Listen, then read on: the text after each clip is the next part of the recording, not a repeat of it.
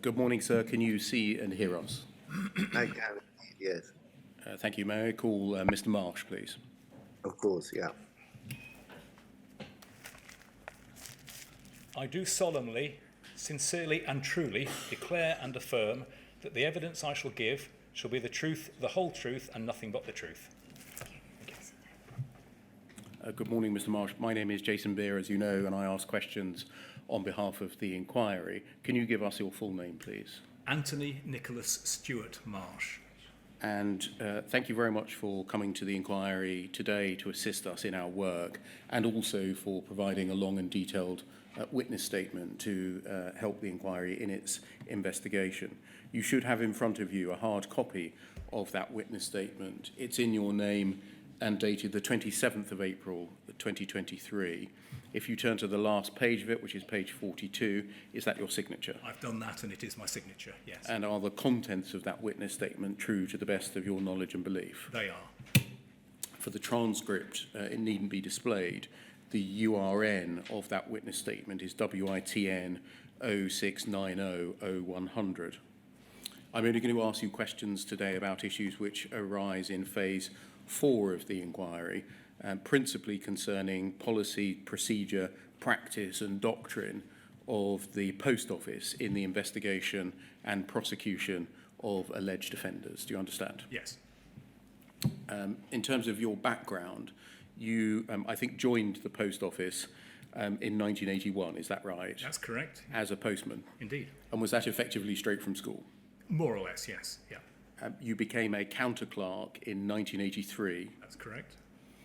And you then joined the Post Office Investigation Department, POID, in 1985, is that right? That's September right. 85. That's right, yes. And you joined, I think, as an investigation officer.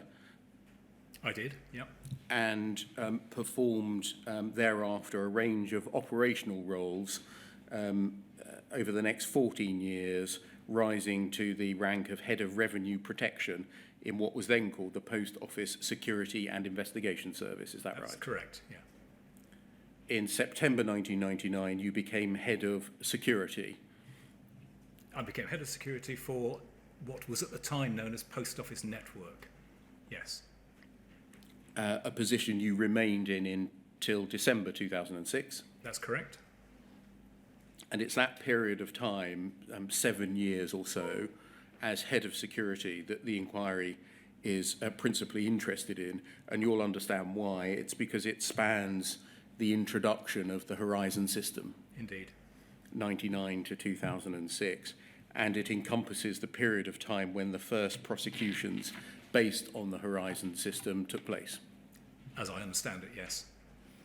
It's a substantial period of time as well, 7 years of the 13 or so years in which sub-postmasters were convicted of criminal offences based on data generated by Horizon.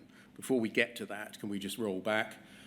Your role as an investigation officer from 1985 to 1999, working in the Post Office Investigations Department. So what was your role? My role was to investigate a wide range of crimes against the Post Office committed by employees, by sub-postmasters or their employees, and occasionally by members of the public or customers. And what was the proportion in general terms of staff, using that umbrella term, suspected crime versus members of the public suspected crime? Oh, it was very much more about staff. In later years, we perhaps focused more on revenue fraud, but at the time when I joined, we were looking very much and predominantly at postmen stealing from the post, less so counter clerks, and less so again sub-postmasters. Did you, in that period of time of 14 or so years, investigate cases of sub-postmasters, counter clerks, and other employees of Crown branches committing suspected criminal offences? I did, yes. And what was the nature of your role as an investigator? What did you do?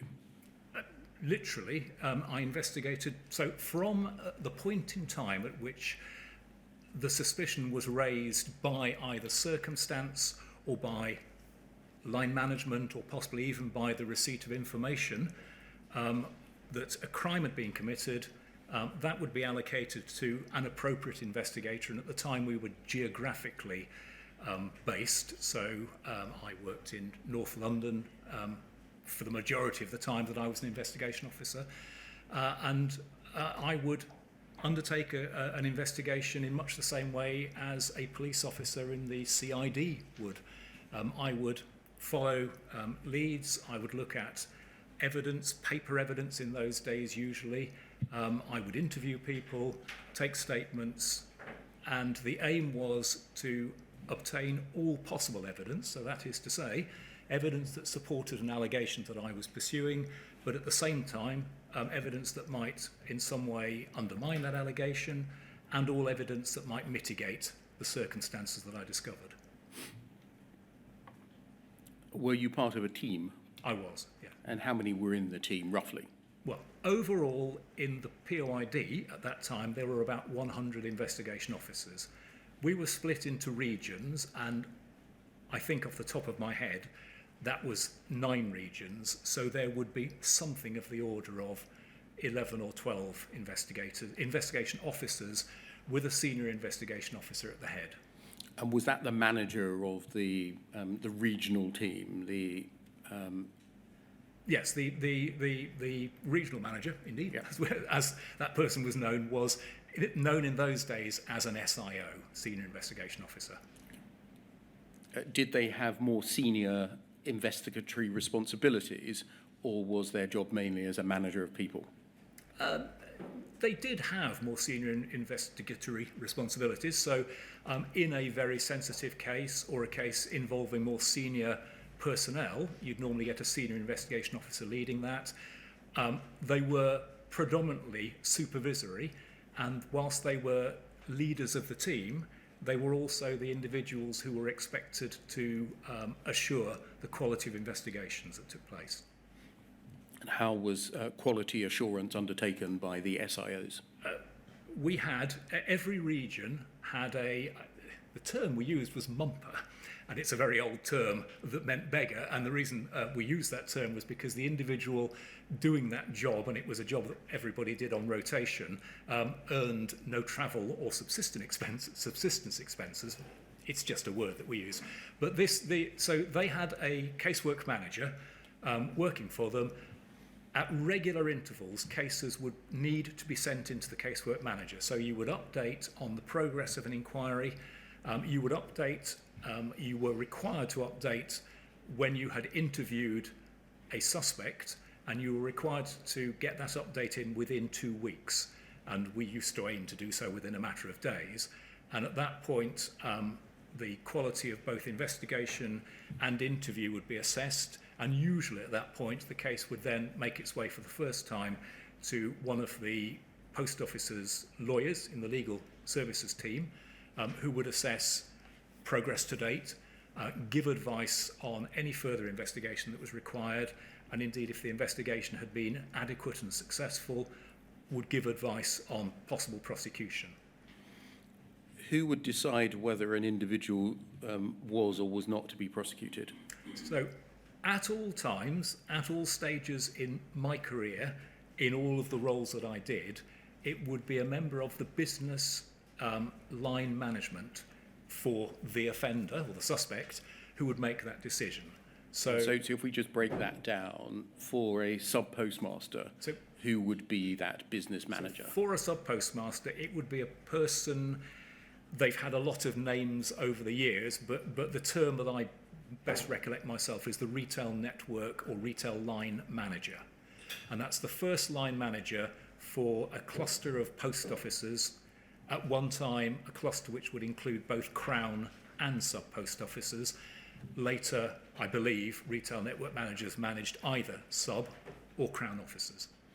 And so would that be somebody who the sub-postmaster would be familiar with on a daily or maybe weekly basis as their line manager? It would normally be the sub-postmaster's primary point of contact with the business, that primary human point of contact with the business, yes. And at all times, they took the decision on prosecution? Sorry. at all times, they or somebody within their line, and by within their line I mean somebody more senior than them, would take that prosecution decision. Yes, it wasn't a decision taken by the investigator, it wasn't a decision taken by anybody within the investigation team, and it wasn't a decision taken by the lawyer. You said that sometimes it might be more senior than that business manager.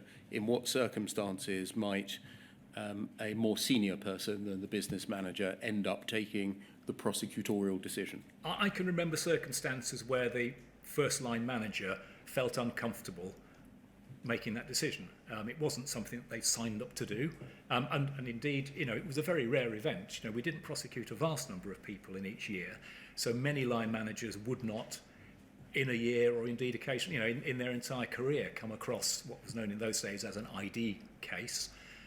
So some people didn't feel comfortable taking that decision, and the natural process then was to encourage them to bump it up to somebody more senior than them, but somebody within their line. And why did they feel uncomfortable? I would be making assumptions now, but as I say, I think from some of the feedback I've had, some people felt that it was not a role that they had necessarily signed up to do, and it obviously has a very significant impact, prosecution, on somebody who they may have known well and may have felt friendly towards. But by no means, indeed, very few of our offenders, employee offenders or agent offenders, were difficult or unpleasant people. Circumstances often conspired to put them in that position, but I could understand why it would be difficult for their line managers perhaps to think of them as a person who's committed a crime. Did you manage anyone in this period when you were an investigator? Not in it. Well, initially, I mean, each of the investigators had a team of local staff. So I did have local staff members who did the, if you will, the running for me, who went and got forms and found out information and found out when people were on duty and things like that. So I did manage people at a lower level. Obviously, as my career progressed, I managed larger and larger teams of investigators. What were these people at a lower level called? They were called officers in confidence, and it was a posting in a local office which would go to a volunteer, perhaps somebody who was thinking about trying to join the Post Office Investigation Department, and it gave them a chance for a few years to work alongside investigators, understand what it was we did, and there was a certain cachet for some people to doing that job. Why were they called officers in confidence? Because that was exactly what they did. They were officers in the local office. The role that they undertook was in confidence, and so confidentially they would go out and find out information for us, get hold of signing. More frequently this was obviously to do with postmen rather than counter clerks or sub-postmasters, but they would get signing on sheets to demonstrate when people were on duty. A lot of other documentation, the kind of things that were the start point for most investigations. By 1998, you had been promoted to the position of Head of Revenue Protection. That's correct. What was the job of Revenue Protection? Well, Revenue Protection was the team that looked outside Royal Mail. No, I think we were still called the Post Office at that time, looked outside the Post Office at customers, usually businesses, that were in one way or another defrauding Royal Mail. What did your job as Head of Revenue Protection involve? Well, it involved leading a team of very experienced investigators who worked frequently with police forces around the country. The information came into us from a variety of sources. We had a lot of revenue protection personnel on the ground. These were postmen with a particular role of weighing mail as it came in, and amongst other things. And if what they were seeing didn't accord with the statements being made by business customers and with the payments being made by business customers, then many efforts would be made to rectify a situation before it was passed across to us, but where there was evidence of attempts to hide activities that were benefiting the business and costing the post office money, or where it was suggested that some of our own staff might have been corrupted and that did happen on occasion, then we would mount an investigation, and the aim of the investigation would be to identify the offenders, both internal and external, and frequently to charge a conspiracy against the post office. Can I just ask you to slow down your delivery a Yes. little? There's a shorthand writer who takes a note of what you say, and it's important that she's able to keep up. Certainly. At this stage, when you were head of revenue protection, did any of your responsibilities extend to the investigation of sub-postmasters or counterclerks? No. It's just possible that there might have been one or two investigations that involved mail being left at a sub-post office, but in essence, no. This was a Royal Mail or a letters operations-oriented role. From 1999 to 2006, you became head of security for the post office network. That's correct. How many people did you manage in that function? From memory, when I took that team over, we had something of the order of 250 people at the outset. Were they still arranged by reference to the 9 or so regions that you mentioned earlier? They were arranged by that time in 3, you might call them super regions, I think, 3 large regions that had been, the whole of the post office had been through a massive reorganisation process called Shaping for Competitive Success. This had created the business unit that I was initially appointed to, which was called Post Office Network, and alongside that, another business unit called Network Banking, and that was the business unit that owned all of the products that were sold in post offices, all the products barring stamps, which were still owned by the letters side. It's very complicated. I shall try to keep it simple. Post Office Network was organised into 3 regions, East, West and North. When I went in, I appointed 3 people to be, they were called territories because I appointed 3 people to be territorial security managers to these 3 territories. And at the time, I had been bequeathed by the team that created Post Office Network an operation which involved essentially everybody being expected to do everything. So although within that team of 250 people, I had people who had primarily been investigators, people who had primarily been security managers, people who had primarily been technical security managers, they were all sort of lumped together. And if I can sort of second guess one of the next questions you're going to ask, within about a year to 18 months, I restructured that team so that we had an investigation or criminal investigation team, an external crime team, and a physical security team, and then some administrative functions around that. Thank you. If we can just turn to page 4 of your witness statement, please, which is WITN 06900. Thank you. So page 4 of the witness statement. It will come up on the screen for you. Yep. And look at the foot of paragraph 5. You're being asked in paragraph 5 about Horizon and a meeting being held in October 1999. Yes. And about halfway through, so about 10 lines in, you say, but in more general terms, I believe that as the initial iteration of Horizon was an automation of much of the accounting and balancing process for branch and sub-post offices, the impact was expected to be a variation in where evidence on stock, cash, and accounting reports from an office, for an office would come from hand-completed paper records to computer-stored data, which would be produced by the Horizon system. And then you say this, although I did not know then, nor did I ever learn exactly how evidence from Horizon was obtained. And if we can just move forwards, please, to page 35 of your witness statement. and look at paragraph 59,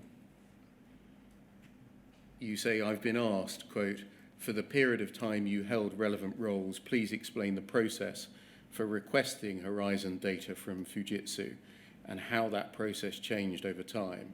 And you answer, I can say that at no point in my time at Pole did I have any requirement to request Horizon data from Fujitsu, that I never requested Horizon data from Fujitsu, and that I cannot explain anything about the process or how it may have changed over time.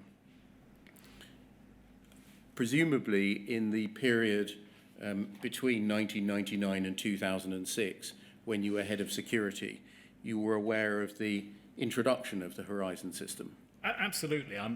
All I'm trying to point out in those two paragraphs is that because I, by that stage, was responsible for a much wider range of accountabilities in Post Office Network, stroke Post Office Limited, and because I had one after the other, very effective senior managers as heads of the investigation team, I never really needed to get hands-on in the investigation space. And one of the things that I never had to do was, other than when all managers in the post office would go and help out at Christmas. So for several years, I helped out for a week or two on the counter at Christmas. So I have actually used the Horizon system as though I were a counter clerk and know what it looks like, but I've never had to do anything investigative with the system.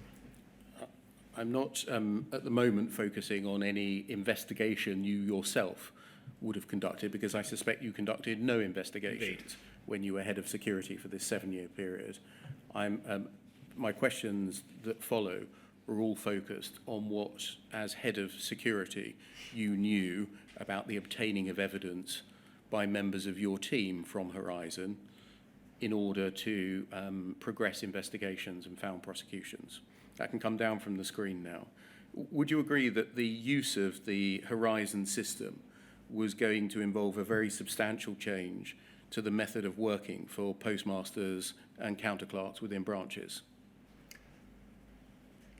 Right. As I understood it at that time, the initial iteration of Horizon was, as far as possible, a sort of cut and paste almost from the paper accounting process. So you're absolutely right that obviously having a screen, a touch screen in front of you and a keyboard was very, very different to lots of bits of paper and a hand date stamp. But as I understand it, most of the processes initially were very similar. What people were being taught was essentially where to find things on the Horizon system. So do you agree or disagree with my suggestion that the introduction of Horizon was going to involve a substantial change to the method of working? Well, it unquestionably did, but I think what I'm trying to just emphasise from my position of understanding is I don't think that the operational processes, the way in which cash was brought to account, the way in which stock was checked and things like that, I don't think they changed significantly at the beginning, no. Would you agree with this then, that the introduction of Horizon was going to present a fundamental change for the security department as to the sources of evidence that it might obtain to investigate offences offenders suspected of fraud, theft or false accounting? Yes, I mean, from just getting hold of the paper balancing sheets prior to Horizon, I know that my investigators had to, in some manner, obtain the data and the printouts from Horizon relating to an office and its balancing processes. What preparation did the security department make under your leadership for the introduction of Horizon? As far as I recollect, there was training given to our investigators, both in how Horizon itself worked and also in the methods by which they would obtain data and the particular data which they could obtain, and I don't know whether there was data that they couldn't obtain, but essentially what data they could expect to be able to garner from the system. Who delivered that training? I believe that arrangements were made for, there was a training team, so there were a team of trainers within the Horizon programme itself who were training counter clerks and sub postmasters, and I believe that training was given to members of my team by members of that team. And those trainers who were training sub postmasters and counter clerks also trained members of your team, the 100 or so, in the data that they could obtain and the data that they could not obtain. Is that right? You are getting into a level of detail now where I'm going to have to make an assumption and say I believe so, yes, but I had no direct experience myself of that training. Was this not a big issue for the security department at the time, involving fundamental change in which you would have involved yourself? It was something which I certainly made sure that my direct report as head of investigations, Phil Gerrish, well, initially the territorial security managers, and then subsequently Phil Gerrish as head of investigations, were comfortable that things were progressing in the right direction. What steps did you take to ensure that the process of obtaining data was reliable and sound? No specific steps. It was very much part of the programme, and we did have people who were working alongside the programme at various points to make sure that the information, to make sure that the information that we required was available to us. And how did that process go about, i.e., how did you establish what information you required? There were workshops that took place, and members of the investigation team, and indeed, prior to my arrival in 1999, various members of various security teams had been part of these workshops to make sure that the Horizon programme was, and ICL Pathway, as it was known at the time, were aware of the requirements that we had from Horizon. But the position was, you as head of security didn't know anything about the process yourself. What data was obtainable, from whom it was obtainable, what data was not obtainable, and why, and how any of those things changed over time. That's correct, yeah. I had a very wide range of responsibilities, and that was one that seemed to me at the time to be going well and didn't need my direct involvement. On what evidence did it seem to you to be going well, the obtaining of data from the Horizon system to investigate and then prosecute sub-postmasters? On the basis that I was not getting feedback that it was not going. So silence? It wasn't silence, because I spoke with my security leaders and with subsequently my head of investigation regularly. So it wasn't silence, but it was confidence that they could get access to the data that they needed. And would you agree, looking back, that what should happen is that there should be a series of written protocols or policies that describe the full suite of data that the Horizon system produces, its retention periods, how it is to be obtained, where it is to be obtained from, who is the gatekeeper for the obtaining of it, whether a fee is to be payable to the company that runs the computer system for the obtaining of that data, whether permissions are needed, which forms are to be filled out, whether there's a quality assurance process, those kind of things. Yes, and it's my belief that those kind of things were in existence, yes. Okay, amongst, I think, the 54 million documents that the Post Office has said that it has in its document universe, and I think amongst the 117,000 of them that it's given to us, we haven't got any of those things. Would that surprise you? Well, based on discussions that I've had with the inquiry team about documents that I knew to exist that have not been made available to the inquiry, it doesn't surprise me that you don't have access to those documents, no. There was a process within all of the business units of the Post Office consignia Royal Mail to make sure that documents that people were relying on to do their jobs were up to date. One of the side effects of that is that older documents will have been archived, and it sounds to me, from what I've heard from the inquiry, that many of the archived documents are not available or have not been made available yet. And just to be clear, when you say what you've heard from the inquiry, you've been provided with a copy of the report of Duncan Atkinson KC. Yes, that's right. Yeah, that's in a slightly different context, but it's clear to me that a report that was written had to be written without access to the full suite of documents that I'm aware existed. And we're going to go on and discuss that later on today.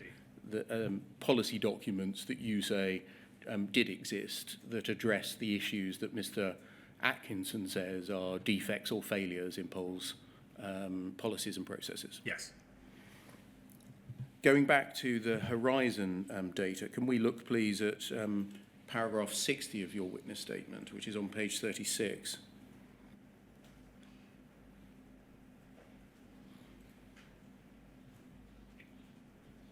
Page 36, paragraph 60. And it's the top paragraph. You say, I've been asked, quote, what were ARQ logs and what did you understand there used to be? What other logs were you aware of and how did they differ? You say, I can say that I've no idea what ARQ logs are, nor am I aware of any other logs with respect to Horizon. We now know ARQ logs to have been amongst the security and investigation teams a well-known and understood source of information, including in relation to error control.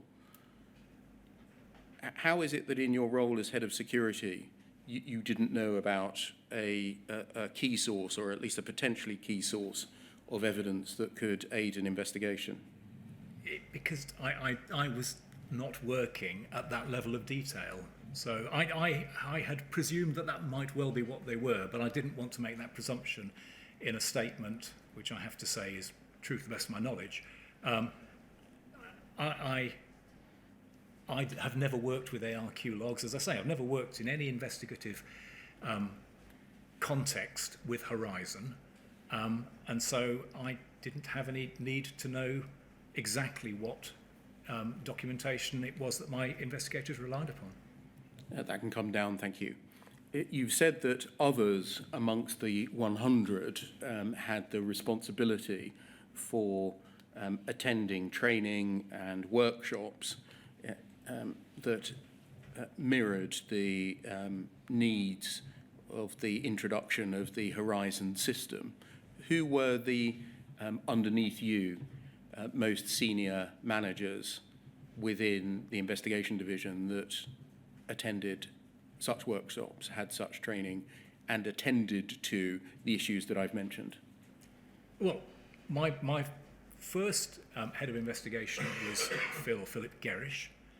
He was followed by Tony Utting, and they then had a number of team leaders below them. And I honestly wouldn't wish to try to come up with all the names of the team leaders, but we had geographically based teams with a team leader and then with what you might call frontline investigators beneath them.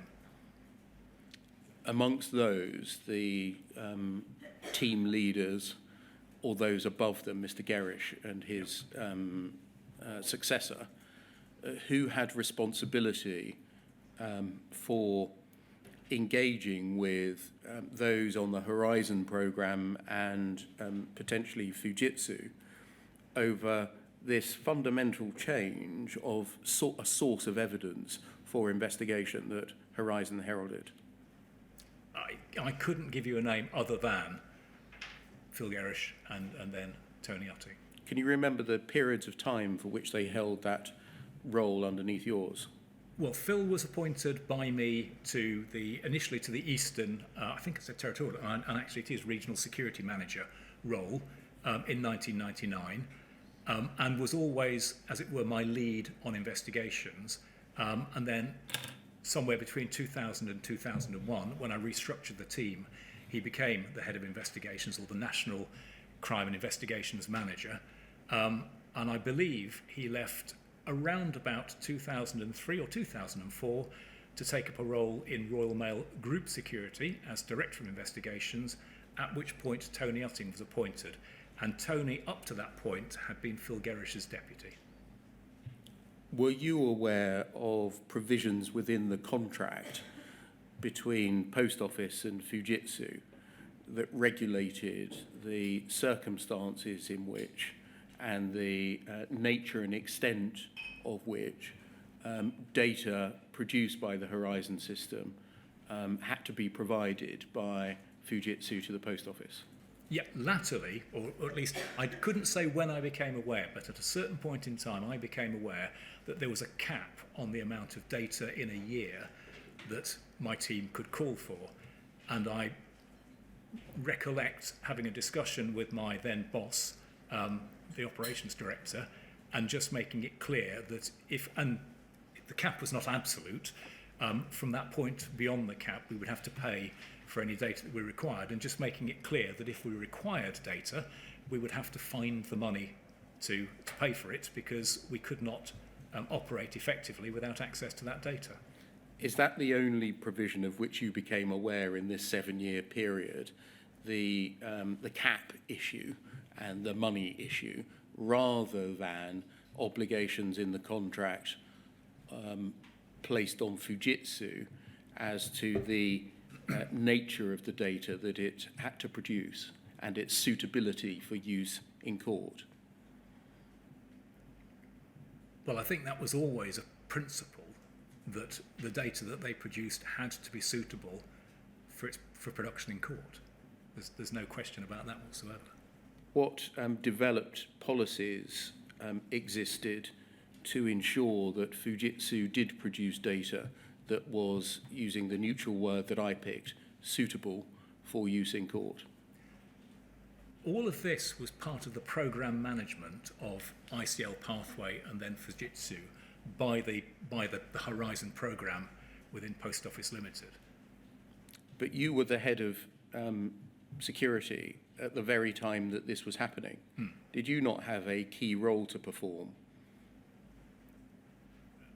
Well, I'm not sure. I think the key role that I would have been, and I'm sure we're going to come on to this, if I had had any concerns or suspicions that there was anything amiss with the evidence that was being produced, if I was getting feedback either from my own team or from anywhere else within the business, that either there was an absence of information, or that the information was in some way questionable, but that wasn't the case.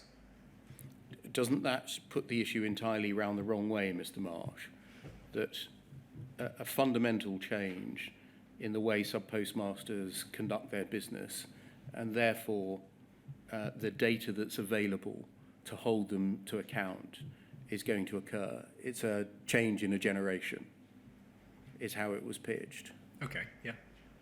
We know that occasionally we have to prosecute our sub-postmasters and counter-clerks. What data is available to allow us to investigate them? How will it be produced? And does it withstand the rigours, the evidential scrutiny that a criminal court, or indeed a civil court, may apply to it? That requires you to get involved, not to sit back and wait for somebody to tell you that there's a problem, doesn't it? Well, not when the presumption, and let's be clear, at the outset, because I think this changed in mid-2000, at the outset, ICL Pathway would have been required under the Police and Criminal Evidence Act to produce a statement as to the proper functioning of the system, and I believe that such statements were produced.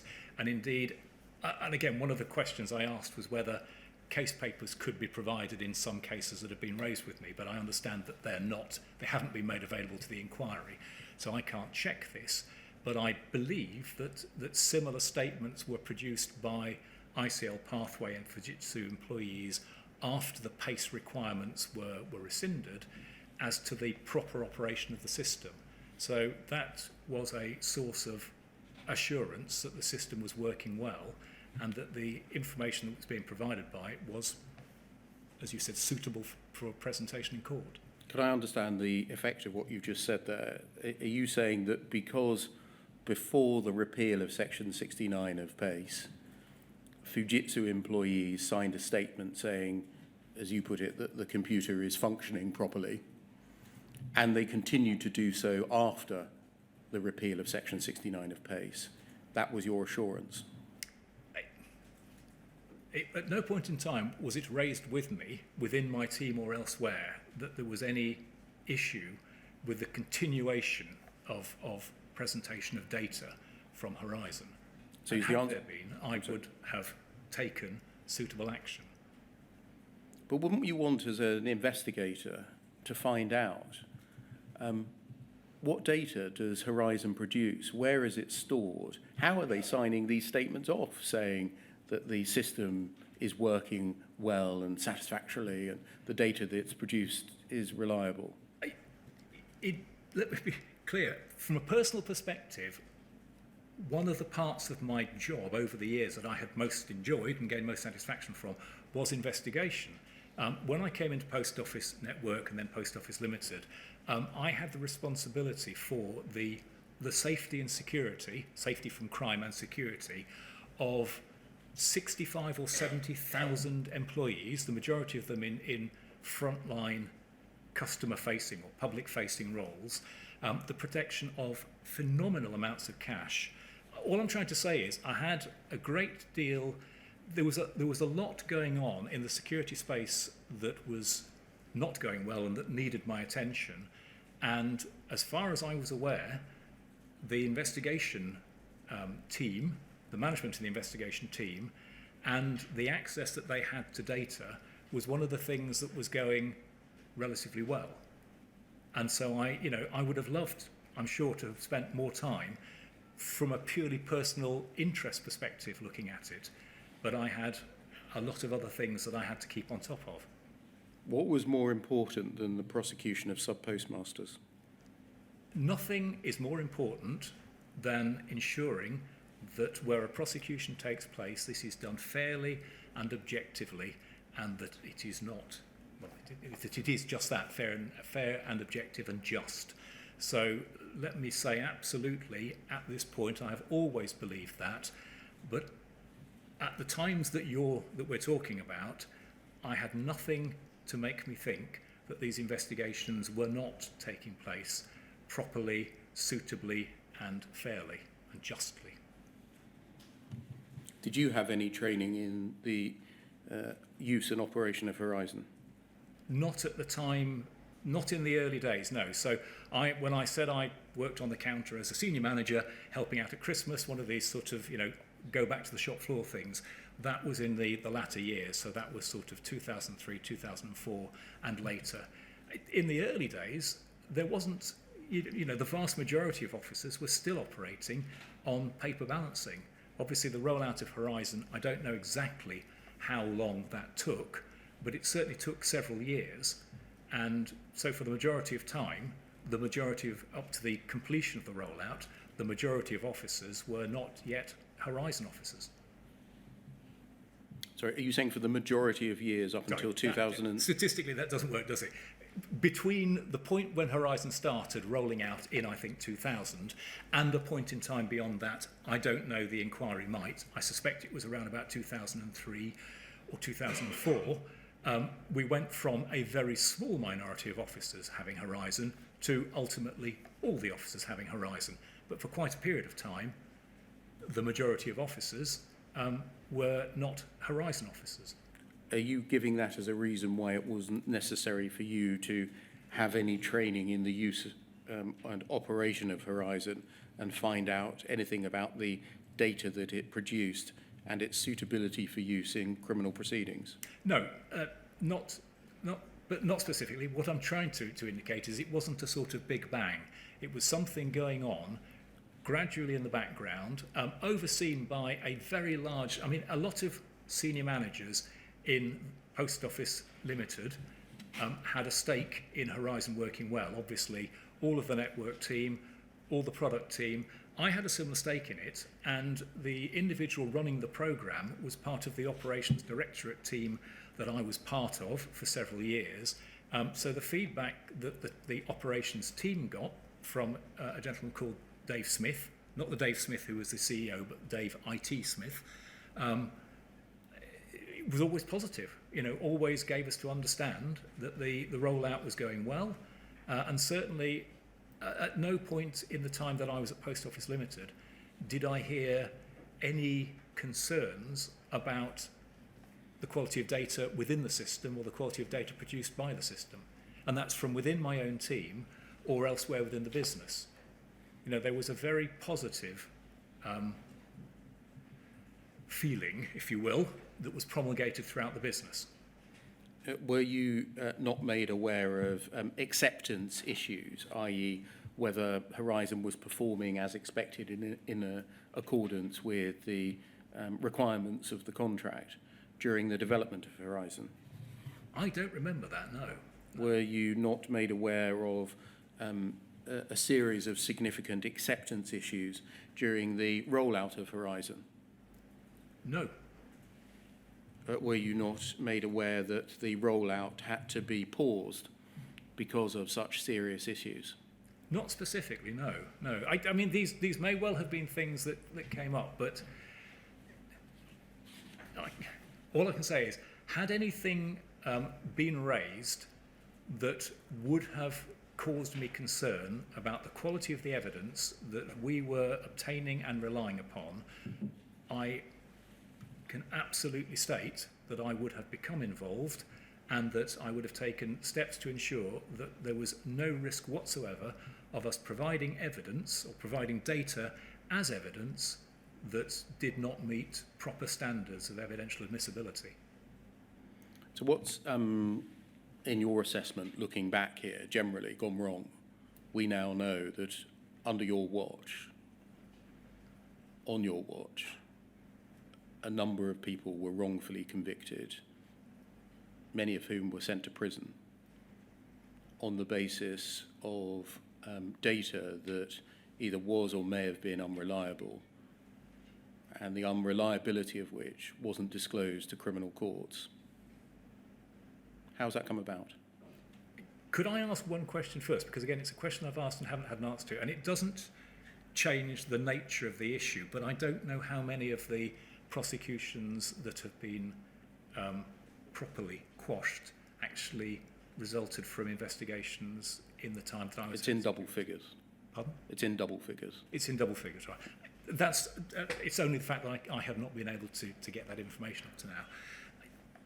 Clearly, what went wrong was that at some point in time, somewhere within ICL Pathway or Fujitsu or Post Office Limited or more than one of those entities, people were aware that there was something amiss with the system, and they did not make that fact known sufficiently widely that it became known to me or to any of the people in my team who were obtaining this data as evidence and submitting it to court.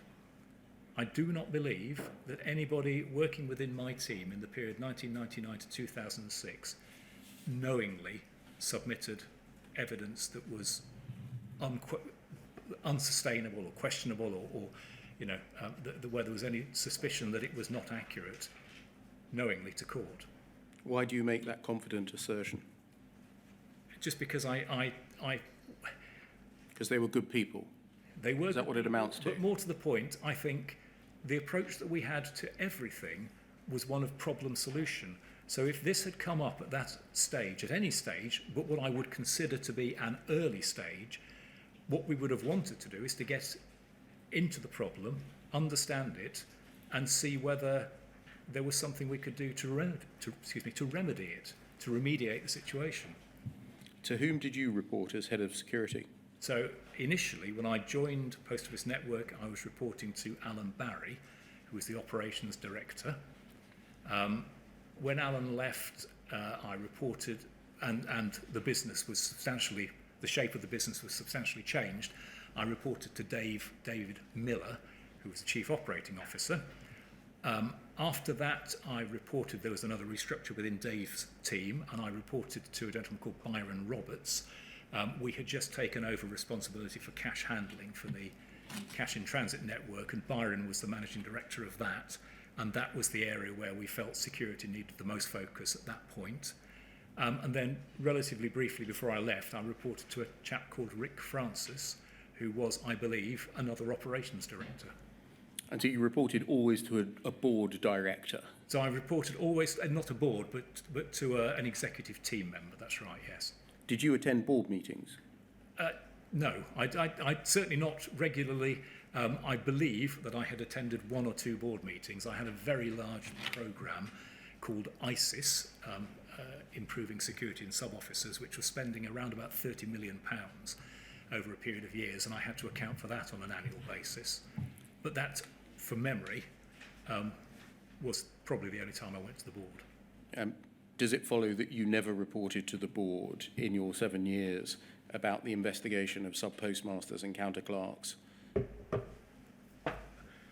I don't recollect doing that. If you're going to bring up a document that says I did, I won't dispute it, but I don't recollect going to the board of Post Office Limited with that. Obviously, the operations team and from time to time the executive team. I and my team were responsible for another very significant change in the nature of post offices, sub and crown, when we established a programme to take the screens out and to move to screenless working, and that was something which I had to pilot through with the executive team on a number of occasions. But I reported, I wrote an annual report, I believe, that used to give details of the level of prosecutions that had taken place, but I don't believe that I ever needed to stand up and give any significant detail about that. Okay, can we turn to some of the detail now then, please? Can we turn up page 2 of your witness statement, please? And it's paragraph 3. And it's the bottom half of the page, please. Do you see about halfway down the page, at the right-hand side, it says, I was responsible for the work of a team of? Yes. You're here speaking about your role as head of security, and you say, quote, I was responsible for the work of a team of Home Office recognised investigators and for ensuring their compliance with standards for operating that complied with relevant laws and regulations and with policies and standards set by the Post Office, etc., etc. Yes. You say here that the members of your team were Home Office recognised investigators. What did the Home Office recognise in the investigators? Well, I go back in saying this to a document that I had in my possession when I was the Group Security Director in Royal Mail several years later, from the early 1980s, when the Home Office, in response to a question in Parliament, had answered that the Post Office Investigation Department, as it was, is a statutory non-police law enforcement agency, and subsequent to that, in a number of pieces of legislation, the Post Office was recognised as one of the agencies, for example, that had access to the police national computer or had certain powers accorded to it in terms of acquisition of data. Just stopping there, you said that the Post Office Investigation Division was a statutory non-police law enforcement agency. Yeah. Which statute established the Post Office Investigation Division as a statutory law enforcement? Know. It's a form of words that has always stuck in my mind, so I am merely repeating to you a form of words that I know within the files of the Group Security Director, of whom I was one. There was a minute, a memo or a letter from the Home Office back in the early 1980s that said this. And it certainly isn't the case any longer. And gradually over the years that I was Group Security Director, as Royal Mail moved towards and then was privatised, a lot of these powers and authorities that we had were removed. But at at that point in time, when I was in Post Office Limited, as far as we were aware, the Home Office recognised our investigators. And for example, there was... But hold on, just talking. Sorry. What do you mean they recognised? Well, I was just going to say, one of the ways in which they recognised it was there was a Home Office circular in custody suites which advised custody officers that Post Office investigators had right of access to custody suites in the circumstances where a person that they were investigating had been arrested. Okay, so you could get into custody suites. Anything else? No, it's a term that for me stemmed, and we had used many times, that stemmed from this notification from the Home Office in the early 1980s. So you've included it because it makes you sound professional, doesn't it? I've included it because it was the way in which we viewed ourselves. As professional. I believe we were professional, yes. But what does it actually mean? What does Home Office recognised investigators actually mean? I don't suppose it really means anything at all, because anybody can bring a private prosecution, and that was what the Post Office did. It brought private prosecutions.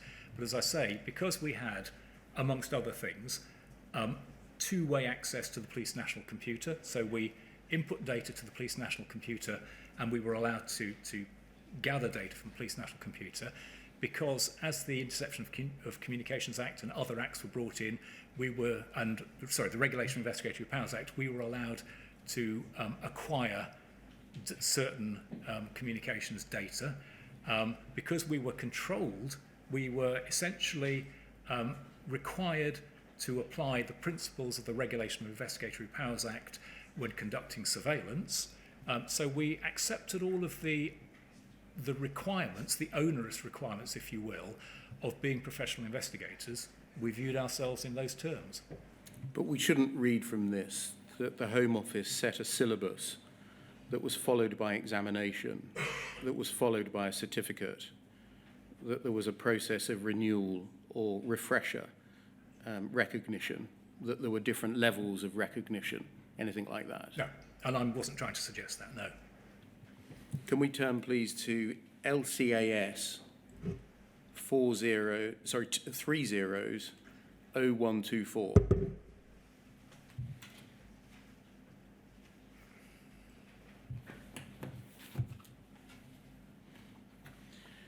You'll see this is a document entitled A Brief History of Investigations, Prosecution and Security in Royal Mail. Indeed. And I think you co-authored this. I did. I pulled this together from data from, or information from within Royal Mail, the Post Office, and also with considerable assistance from a gentleman called Alan Baxter, who had been a senior officer in POID and was researching the history of investigations, prosecutions and security in Royal Mail after he retired.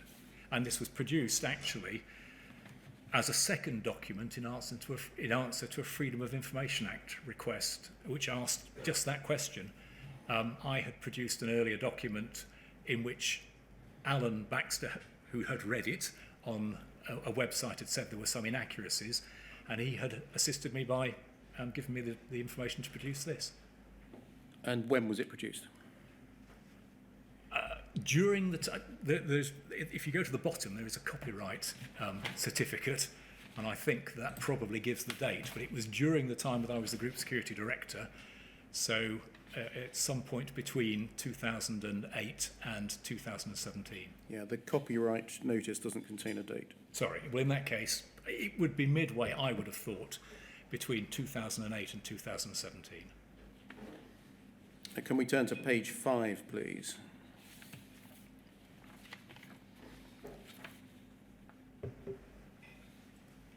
And look at the second paragraph, the one beginning in 1908. You say in 1908, the unit once again changed its name to the Investigation Branch, usually shortened to the IB. In 1934, the General Post Office underwent a radical reorganisation, and in 1935, the Investigation Branch became one of the administrative departments of the new headquarter structure of the GPO. In 1967, the Investigation Branch became known as the Investigation Division, and shortly after this as the Post Office Investigation Department, or POID. And then you say this, Poyd's staff of civilian detectives were deployed with the approval of Parliament, the Home Office and the courts. What parliamentary approval was there of the deployment of civilian detectives?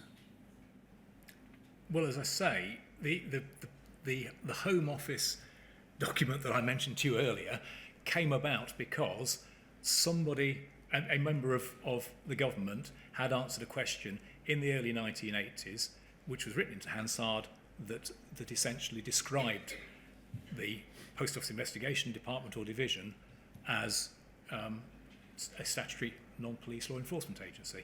So in that sense, we were known to Parliament, we were certainly known to the Home Office, and obviously because we prosecuted regularly, and it was Post Office and Royal Mail lawyers who prosecuted, we were known to the courts. You say that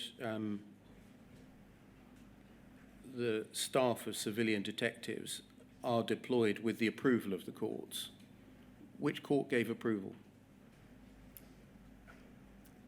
I'm sorry, all I can say is that when I stood up as an investigation officer and gave evidence to the court, that evidence was accepted, and the same thing applied year on year over the time that I was responsible for investigation teams. So I'm not quite sure how a court will give formal approval other than in accepting the investigator as a person qualified to give evidence, as we did, in support of our prosecutions. Can we go to page 8 of your witness statement, please?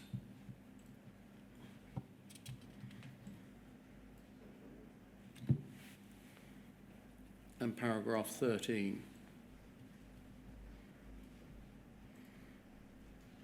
You say in paragraph 13, I've been asked,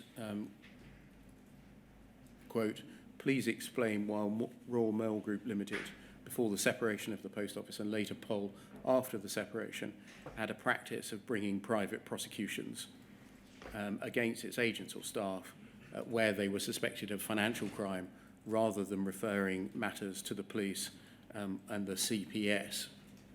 And then you're referred for your assistance to that document. And if we scroll down the page, please. About 6 lines from the bottom, you say, in essence, the answer is that since the mid-17th century, the General Post Office and all of its successors had resourced and managed the investigation and prosecution of offences and offenders against its businesses and people. The knowledge and expertise within the investigation teams was valued by the Post Office and Royal Mail businesses, and there was a belief that the existence of the investigation function had a strong deterrent effect, reducing the likelihood of the commission of crime by both employees and agents and by outside offenders. So in answer to the question, why did Post Office act as a private investigator and prosecutor rather than referring cases to the police and to the CPS, you give 3 answers. First, history. Indeed. It had always been done that way. Secondly, the knowledge and expertise which you say the investigations teams had was valued by the Post Office and RMG. And third, that there was a belief that having this internal investigative and prosecutorial capacity had a deterrent effect on staff, i.e. it actually reduced the likelihood of them committing crime. Absolutely, yes. I want to explore that third one. Was it right that concern about staff fraud and theft was a heightened one and ran deeply within the senior management team and down from 1999 onwards? No, I would not say it was heightened. I mean, one of the phrases with which I prefaced then and even since retirement, anything I ever said about the job I did, and particularly the investigative and prosecutorial side of it, was that the vast majority of our staff, and that's, employees, sub-postmasters, agents, postmen, counter-clerk, were honest, absolutely magnificent people And to be honest, even where we found there was dishonesty, again, in the vast majority of cases, there was usually significant mitigation that helped us to understand why this took place. So, no, I don't think there was any. There certainly wasn't an increased concern. We always wanted there to be as little crime and fraud within all of the business units of the Post Office and Royal Mail as possible. Many of the crimes that we investigated impacted directly on customers, and there are ways in which some of the crimes committed by counter clerks and sub-postmasters would have impacted upon individual customers, and obviously the loss of funds through fraud, and at all times Post Office Limited funds were public funds, was to be avoided, however possible. And I know there's a lot of debate potentially about whether prosecution is an effective deterrent, and I'm not entirely convinced myself, but it was a process that that I had inherited. I mean, it was something that I was inducted into when I joined the investigation department, POID, and a process that we all felt certainly contributed to the overall security of the Post Office and its assets and customer assets over the years. Sorry, that's rather wordy, but that's to try to get that sort of the logic there behind it across to you. That document can come down, thank you. Did you know that during the procurement and development of the Horizon IT system, it was made clear by the Post Office that one of the key objectives was the reduction of fraud, theft and false accounting by its staff? I suspect that I knew that. Obviously, the procurement of the system took place long before I moved into Post Office Limited.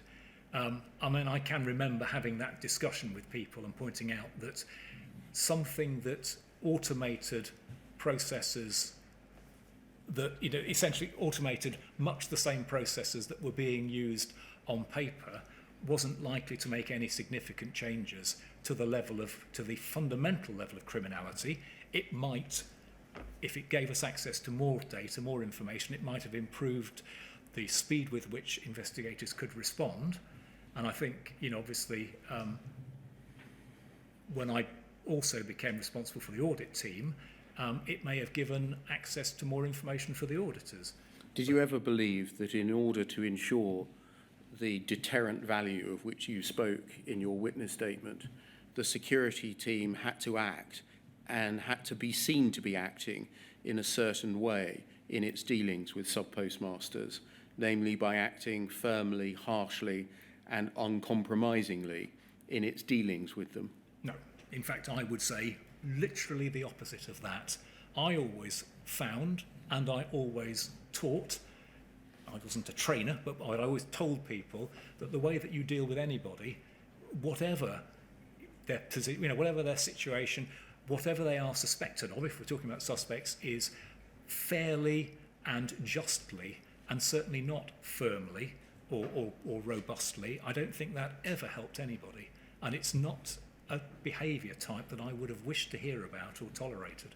Did you ever hear amongst the sub-postmaster community a view express that the security team enjoyed the reputation of being harsh and uncompromising? I used to meet regularly with the National Federation of Sub-Postmasters, and particularly with Colin Baker and John Peabody, both of whom I think have been your witnesses, and this was a view that Colin Baker and John Peabody would regularly express to me, and I would regularly challenge it, and we would regularly discuss it, and I was absolutely clear that if they ever came to me with a specific case where someone could demonstrate that something untoward had happened, perhaps outside of the interview or something like that, that I would take action against it. That information was never brought to me. So it was a regular thing. And I have to say, from my own experience as an investigator, it can never be pleasant to be a person suspected of a crime, whether you've committed that crime or not, and no matter how kindly the investigator treats you, it's still a very, very distressing experience. That goes without saying. I think after the event, some people perhaps, carried a slightly different perspective to what actually happened. Sorry, I could go on, but yeah. when you were head of security, did you consciously understand, and by that I mean positively and deliberately recognise, that the Post Office was unusual in that it was the alleged victim of crimes that it was investigating? It investigated such suspected crimes itself, and then it decided whether to prosecute such suspected crimes itself. I very much did. I understood that, and always personally and with those working for me, tried to make it clear that, that we must not take on a mantle of judge, jury and executioner. We had a single role, and that was to gather all the available evidence, positive, in support of the suspicions that we held, against those suspicions, and as I've said before, in mitigation. And it was our job then to pass those on to a function which I always felt kept itself properly independent of the investigation function, the criminal law team in the legal services department, to advise. And then throughout my career, decisions on prosecutions in any of the teams for which I was responsible were made by the line management of the people suspected. They were also Post Office people, aren't they? They're also Post Office people. That is true. I mean, you couldn't go, with the structure that we had and the approach that we had, everybody was within the Post Office. That is true. So you've used the idiom judge, jury and executioner. Yeah. You presumably understood at the time that our legal system is designed, certainly the criminal justice part of it, is designed to distribute power among a wide range of authorities, and it is unusual to have a single judge, jury and executioner. It is unusual to have a single organisation which investigates and prosecutes. That's true, yes. I mean, the CPS was set up to take that closeness away from the police, and subsequently Her Majesty's Revenue and Customs also lost their authority to prosecute. And there are some very small organisations which still do it, like the RSPCA. And was that widely recognised, the unusual nature of being victim, investigator and prosecutor within the security team? I hope it was. I mean, No, was it? It was by me, and that was a position that I promulgated. So I wanted everybody to understand that it was an unusual situation, and for that reason, and because of the potential for scrutiny, I never envisaged something like this, but because of the potential of scrutiny by, for example, the Court of Appeal, it was very important that we make every effort to ensure that we were, and could demonstrate visibly that we were, as independent, that the separate elements of the investigation and prosecution process were as independent from each other as they reasonably could be. Was it to your knowledge, i.e. this unusual status of victim, investigator and prosecutor, recognised amongst senior executives within the Post Office? Well, if I spoke to people about us, it was a fact that I made known to them. So it would very much depend, I suppose, on whether they'd had cause to have their ear bent by me at any point in time. And what about board level? Can you ever remember any discussions at board level about the Post Office holding this unusual status? Well, as I said, I never presented to the board of Post Office Limited, and it was only after my time at Post Office Limited that I became the Group Security Director and presented to the board.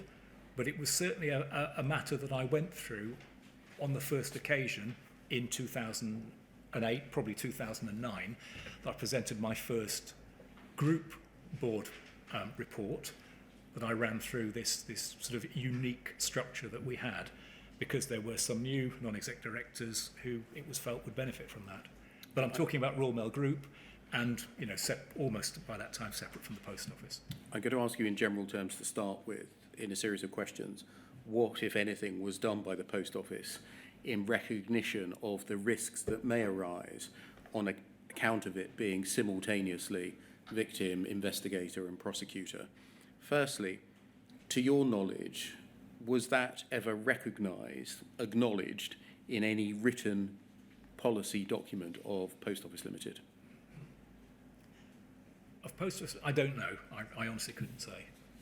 I.e., in a policy, we've looked at all of them. Yeah. I can't see it. No, I could. Front and centre, we are a victim, we are an investigator, we are a prosecutor. This creates risks.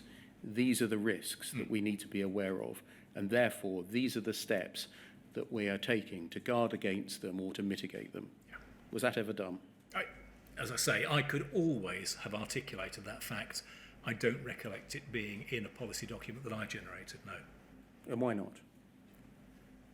I think, as I say, because I could... Well, let me also make a point here that during the time that I was the head of security for Post Office Limited, I didn't actually generate the policies by which Post Office Limited lived.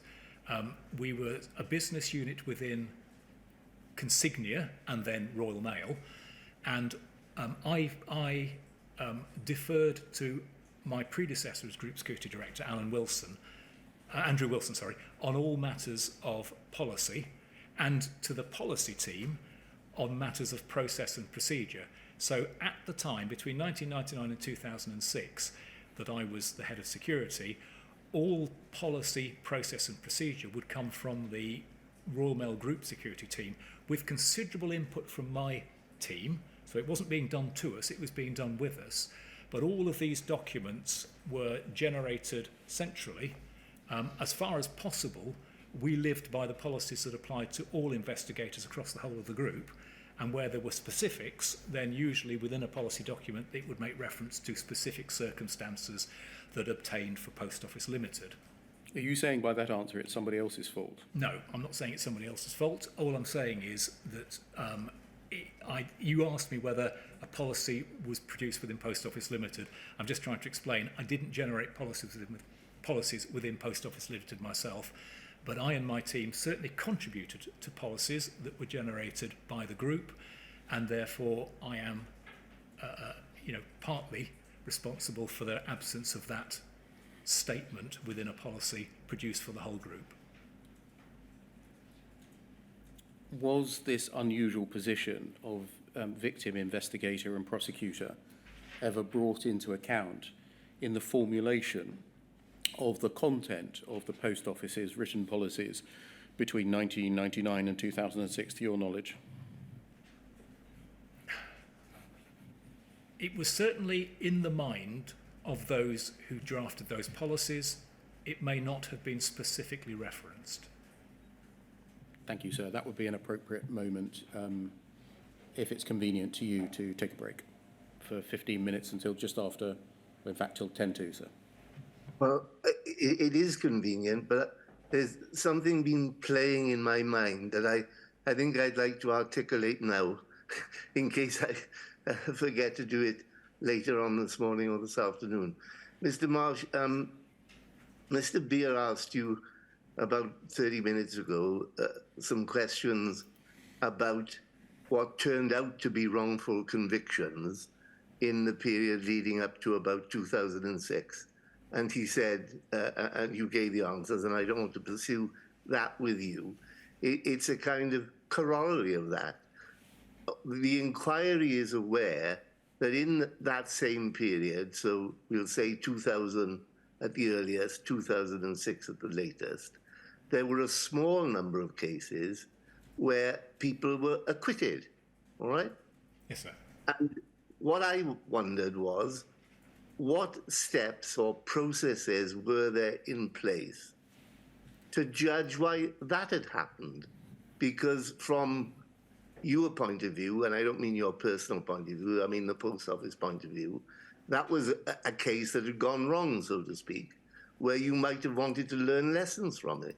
And it also related to this new computer system. So can you tell me whether there was any process in place to investigate cases where people were actually acquitted?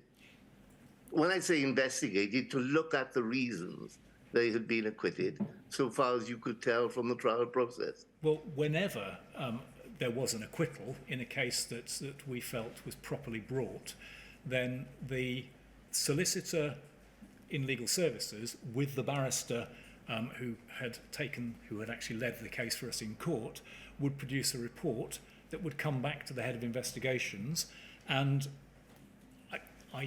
don't recollect personally needing to go through any of these reports, and I would have done so if there were significant criticism of the approach that Post Office Limited had taken, or of officers, of their behaviour, of the way in which they comported themselves, or the way in which evidence had been gathered or presented. I don't recollect that, sir. But we would learn, as a point of principle, any acquittal, the report on that acquittal would go to the head of investigations, and if there were learning, if there were matters from which we should learn, then I believe we would learn from those. All right. So really, there are two possibilities that I need to think about. One is, do those reports still exist? Well, it's a long time ago. We might find it difficult to find them. We'll have to see. But secondly, can I be clear that you are clear that at least at the time, documents should have existed which would have looked into the reasons for someone being acquitted? Yes, sir. Certainly, I believe that in every case of an acquittal, there would be a more detailed report provided by counsel, who was leading for us, and possibly added to by the legal services solicitor, and that would be made known to the investigator and to the head of investigation, and particularly to the head of investigation if there were any criticism of the Post Office or of any witness for the Post Office. And so would I be right in thinking that it must follow from that if in those early days the defendant in a particular case had raised as his or her defense, I didn't do anything wrong, it must have been the computer, that would have been reported to Post Office, and they would have known that that was the basis of the defense? I am sure that would have been the case, sir, yes. And when I say reported to Post Office, I don't just mean that the individual people involved in the case would know of it. It would have, or should have, gone up the chain. Absolutely, sir. As I said earlier in my evidence, in the event that we had been made aware of any sustainable suspicions about the quality of the evidence coming out of the system, I've no doubt that the first thing that we would have done would have been to go back to the programme team and to ICL Pathway or Fujitsu to understand exactly what was going wrong. And as far as I'm aware, that was not the case between 2000 and 2006, sir. All right. Thank you very much. Sorry to prolong the session. No. Do we need a further 5 minutes, Mr. Beer? Yes, please, maybe 5-2, sir. Yeah, okay, fine. Thank you.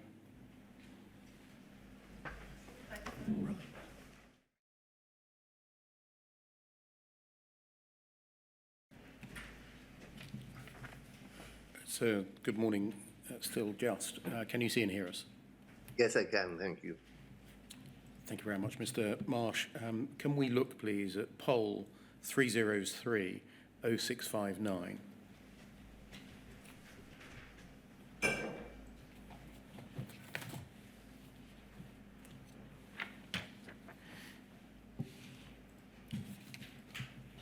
This is a document entitled Post Office Internal Prosecution Policy, brackets, dishonesty. And if we go to the last page of it, which is page 4, and scroll down, please, we can see that it is written by or signed off by Andrew Wilson, who you mentioned earlier. Yeah. And it's dated December 1997. So I think at this time you would have been working heading the Revenue Protection Team. That's right, and working directly to Andrew Wilson, yes. And so is this a policy of which you would have been familiar at the time? Yes. If we go back to page 1, please.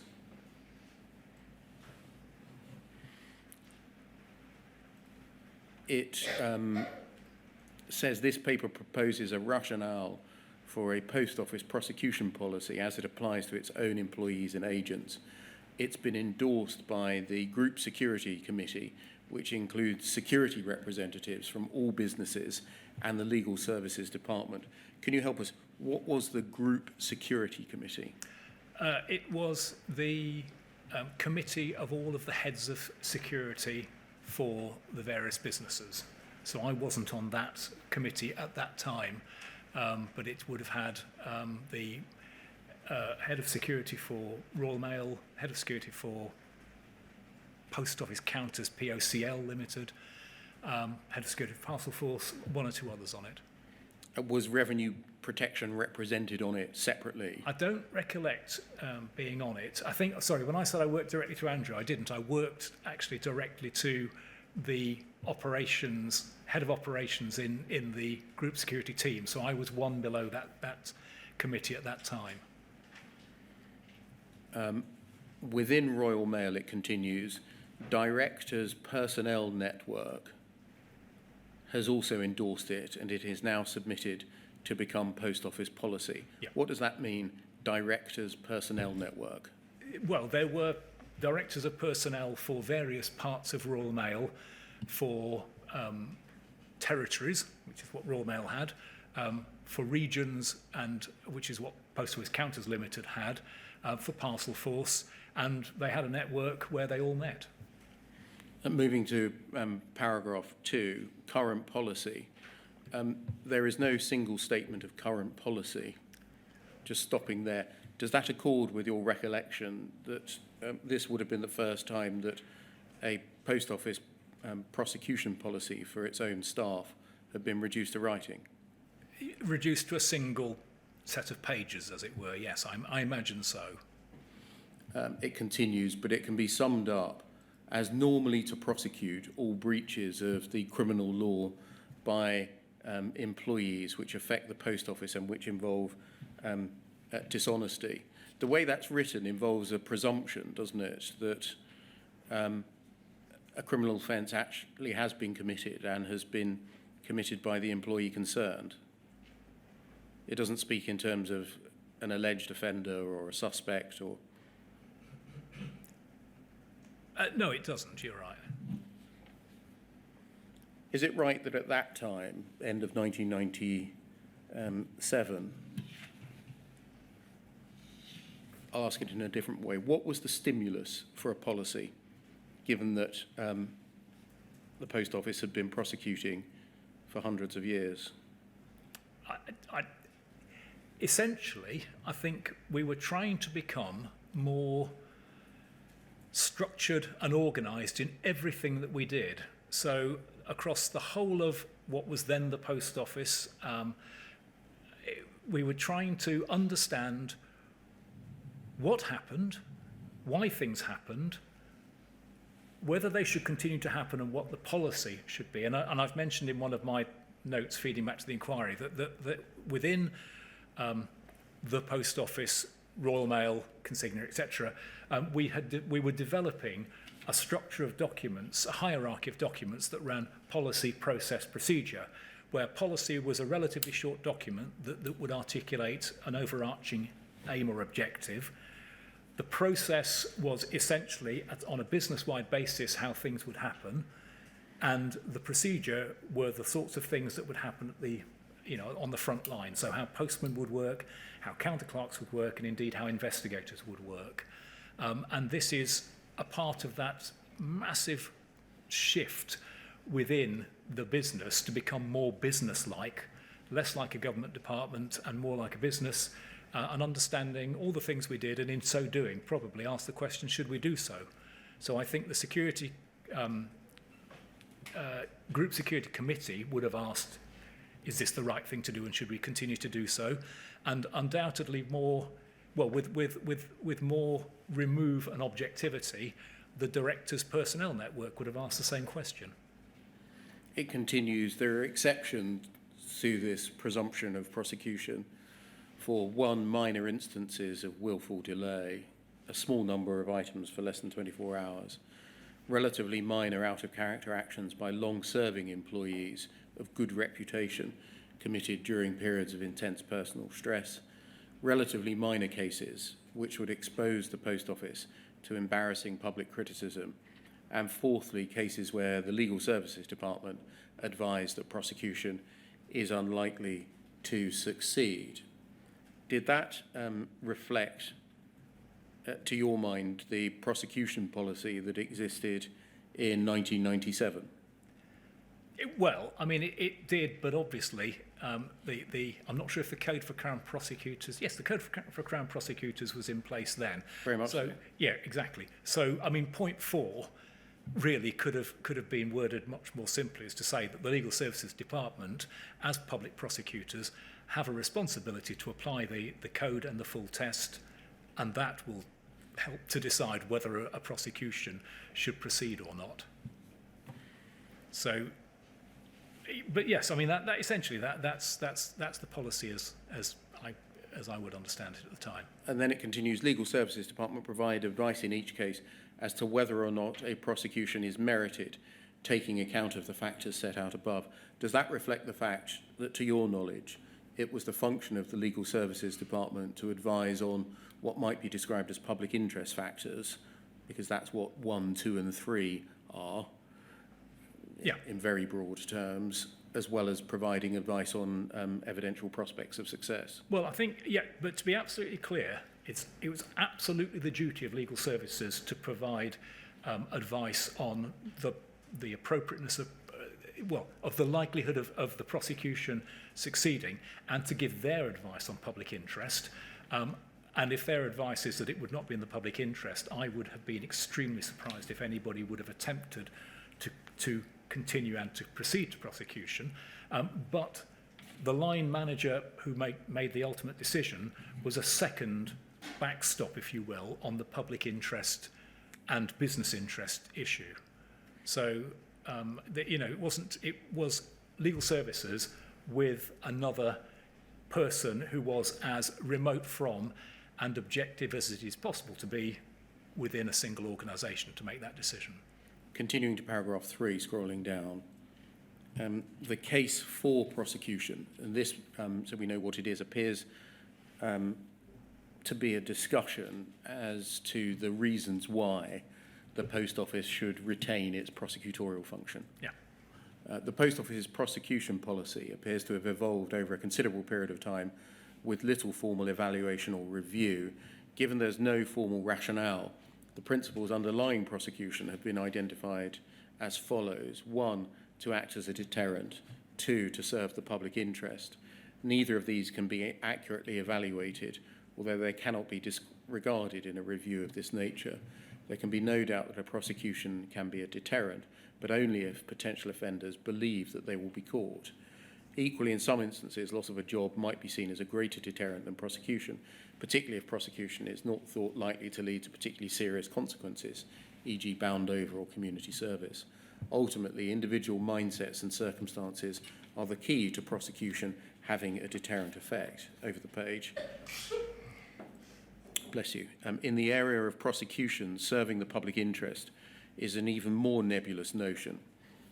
Although not one which can be disregarded, it's still the case that courts take certain crimes by Post Office employees particularly seriously, e.g. theft of mail, and judges and magistrates frequently comment on the responsibility that our employees bear and the breach of trust that is created by theft.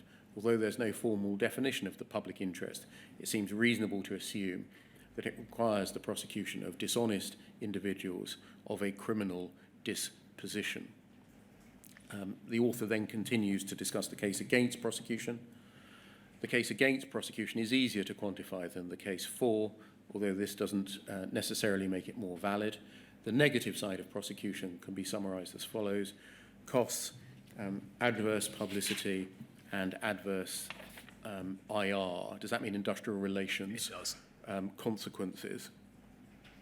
Costs are incurred through the need to gather evidence to the standard required for criminal prosecution, which is far higher than that required to achieve dismissal, the need to retain or hire lawyers to effect prosecutions, and the need for investigators to attend court to give evidence. In general terms, the publicity around crime in the Post Office, even if the report concerns the successful apprehension of offenders, represents adverse publicity. Whilst it might be argued it's better to be seen to be doing something about internal crime, evidence indicates that most customers do not perceive it as an issue until it's reported. and the adverse effect on industrial relations is caused by what is frequently perceived as an over-vigorous reaction to issues such as willful delay. Although rarely a flashpoint in itself, it contributes to a background feeling of resentment. You'll see this discussion of the case for and against prosecution doesn't contain any recognition of the fact that risks arise by reason of an organisation being victim, investigator and prosecutor, judge, jury and executioner, does it? It doesn't, no. You said earlier that you thought that was widely recognised. Why wouldn't it be recognised in a document like this, the very purpose of which is to discuss the case for and against prosecution? I honestly couldn't say why it didn't go into that document. I didn't write it. My thoughts may have contributed at some point in time. I knew Andrew well, but I don't know why that specifically wouldn't have come up, and perhaps it was not considered as widely as an issue in 1997 as perhaps we would have done later, and we clearly are doing now. Well, plainly now we are, because Yes. we know what went wrong. For obvious But reasons, I'm just trying to test what you said earlier, that it was widely recognised that there were risks in being victim, investigator, prosecutor, and that steps were made to address them, to mitigate them, to eliminate them. I mean, all I can say is it was for me, I understood, why the structural changes that came about with the Police and Criminal Evidence Act and the establishment of the Crown Prosecution Service, why they happened. People told me the stories of the partiality of police prosecutors and the reason why they'd been separated. So I personally was aware of that, and it was something that I would discuss with people from time to time. But why it didn't appear in this document, I honestly can't say. Foot of the page, please. Paragraph 5. Proposed rationale for prosecution. Work which has already been carried out into the profiling of internal offenders within Royal Mail enables a rationale for prosecution to be constructed which can inform policy development. In broad terms, offenders can be placed into one of three categories as follows: criminal, irresponsible and irrational. Then the policy goes on to try to explain that categorisation. What was the work that had been carried out into the profiling of offenders? I know that two people from the investigation department went and did masters in areas of areas of research into criminality at about this time, and I think one of them did do some did do some work on offender profiling. The sort of thing that told us that there was a risk between 0 and 6 months, and that another strange spike arose around about the 5-year mark in terms of employment. That was one thing that I remember came out of it. I'm not sure quite how detailed any other, or quite what other details came out of that work. But as I say, that as I recollect it, is something that took place. Two people were sponsored to do masters, one of whom I think looked at offender profiling. At the foot of this page, the policy states, from the above, it's possible to formulate a prosecution policy as follows. Quote, the Post Office's policy is normally to prosecute those of its employees or agents who commit acts of dishonesty against the Post Office for the purpose of illegally acquiring Post Office property or assets, or the property or assets of Post Office customers and clients while in Post Office custody, where this is deemed to serve the public interest. Other wrongdoings will normally be dealt with via the discipline code. Again, the way that's written is it presumes that the person's guilty, doesn't it? I don't think it does. Could we just scroll back up to look at the beginning of that again? We can look at both pages at the same time, I think. Right, that's it. lovely. Post Office's policy is normally to prosecute those of employees who commit acts of dishonesty. It presumes it's already established, doesn't it?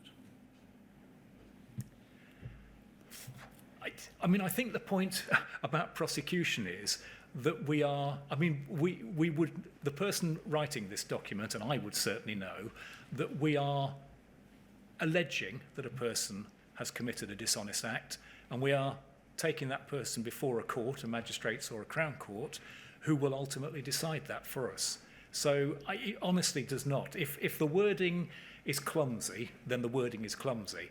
I do not believe that that gives any suggestion, and certainly I don't think it would have been in Andrew Wilson's mind, and it wouldn't be in my mind, that people are guilty before the court has found them guilty. That's what I'm exploring. I know you are, and that's these... what I think I can, if I can therefore make this absolutely clear, that was never a position that I held or adopted. We investigated. The evidence may well have appeared to us to be overwhelming, and the lawyer in legal services who advised may well have said that there is a very strong possibility of conviction.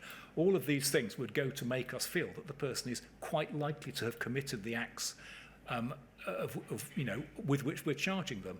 But that's not our job. It is the job of the court to decide, or for the person to say to the court that they admit that they're guilty. And until that's happened, a person is a suspect and not guilty, not a criminal. I hope that helps. That is and always has been my own position, and it is and always has been the position that I would expect people working for me to adopt.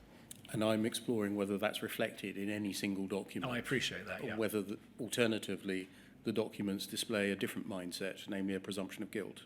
Okay.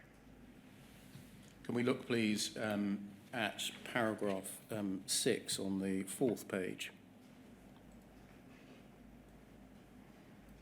Thank you. The prosecution process.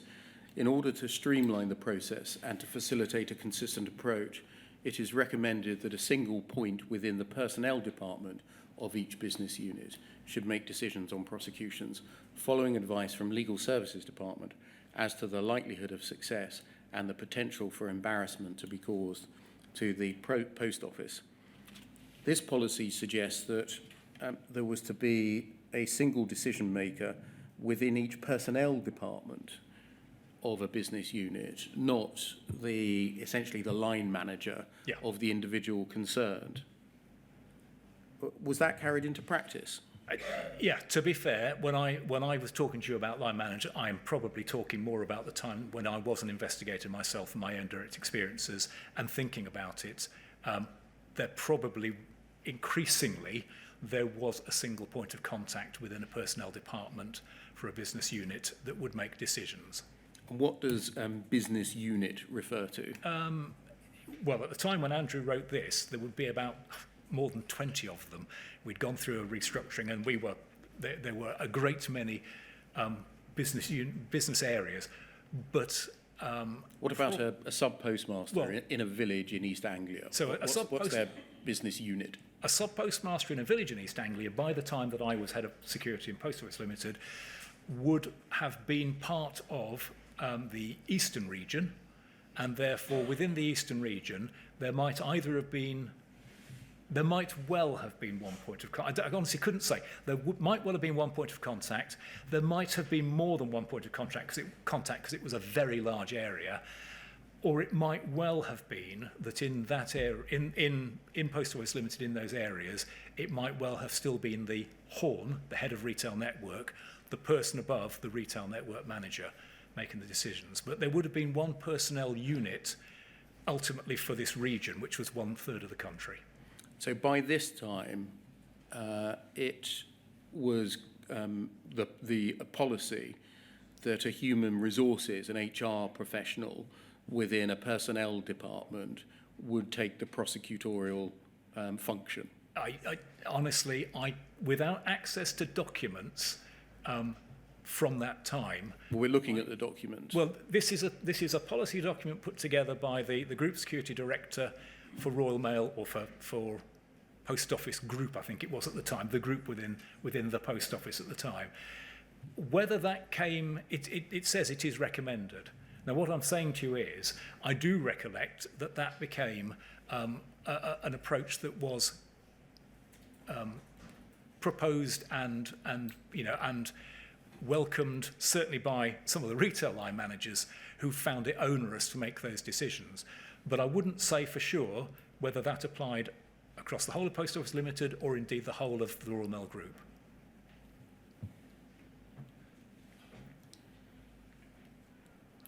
Whoever the person was, did they receive any training, to your knowledge, on how to take prosecutorial decisions?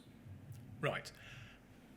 Given that I don't know who the person was and whether they actually existed, I don't know. But what I do know is that legal services did used to run training sessions for personnel managers so that they could understand the ambit of the decision that they were making, or that perhaps others within their business unit were making, and could, assist people in understanding exactly what the requirements were. That said, within each advice, it was made clear exactly what decision was required.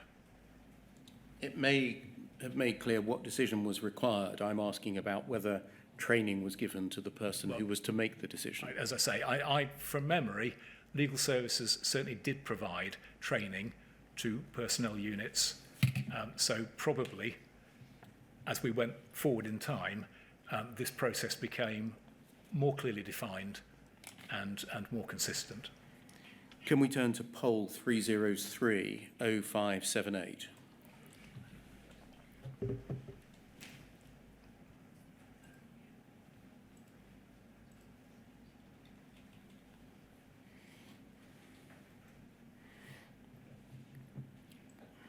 Poll 303-0578. Thank you.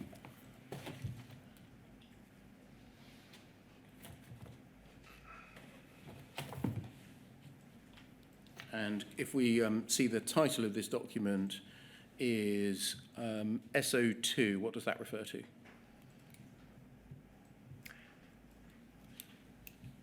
If you can't remember. Well, I'm just thinking, I think it's probably Security Operations 2 or something like that. Or just it's SO2, Security 02 policy. I don't know for sure, though. As I said to you, all of these policy documents were held within a variety of different databases over the years, and they would have had serial numbers. Royal Mail Group Limited, Criminal Investigation and Prosecution Policy. And if we look at the foot of the page, please. A bit further down, please. On this page and every page, it's dated the 1st of December 2007. Yeah. This is at a time when you'd ceased to be head of security. That's correct. I would at this time have been the General Manager Security for Royal Mail Letters Operations. But if we look, please, at page 5 of the document, and look at box 9, under assurance details. Yes, yeah.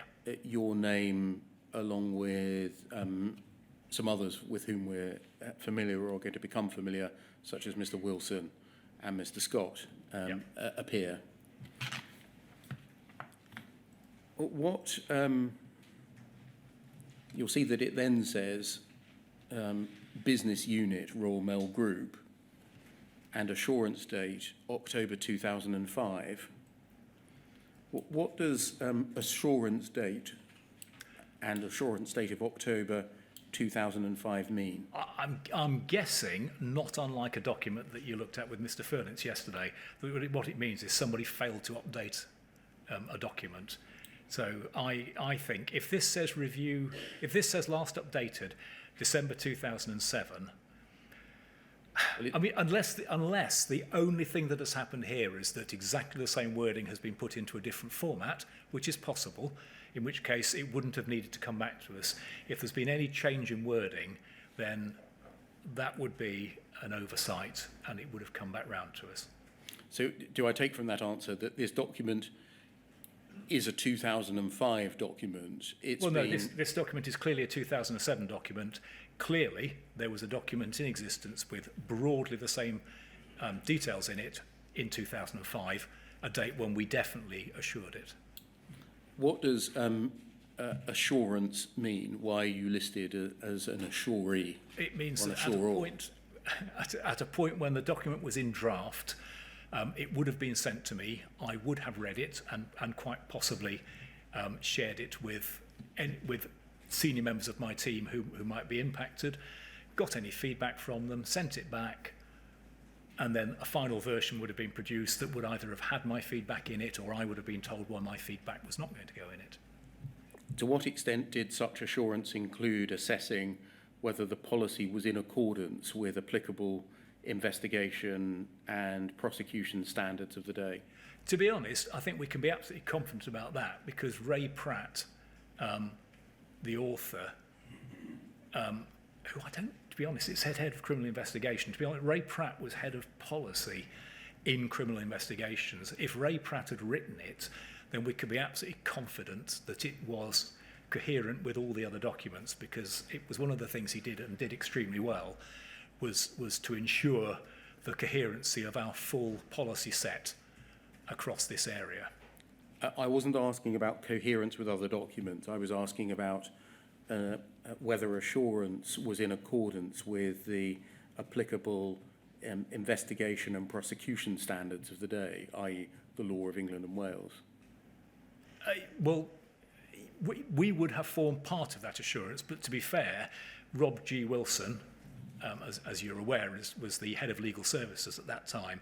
So that would have been a specific area that he would have input on, that the policy was or was not in keeping in accordance with relevant statutes and regulations on prosecution.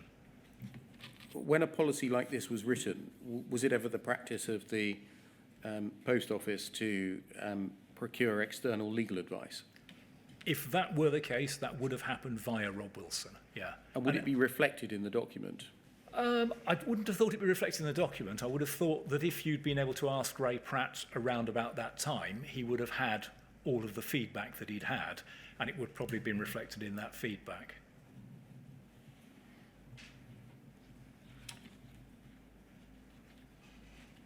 Can we just hold that policy in mind for a moment and look at paragraph 20 of your witness statement? Yeah.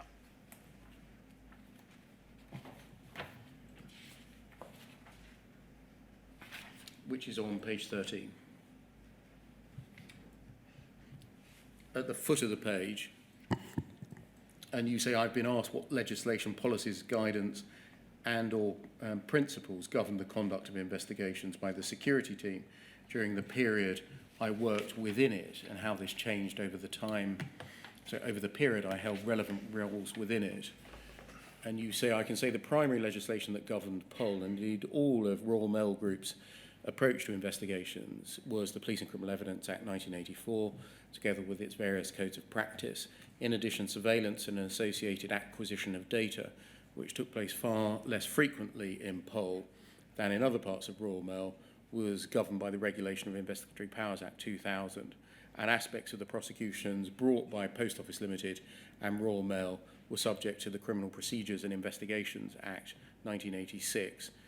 Following the development of the Financial Investigation Unit under the Proceeds of Crime Act 2002 governed parts of the investigation of specific cases in which recovery of proceeds of crime was sought. Stopping there. If we can go back to the policy, please. Poll 303-0578.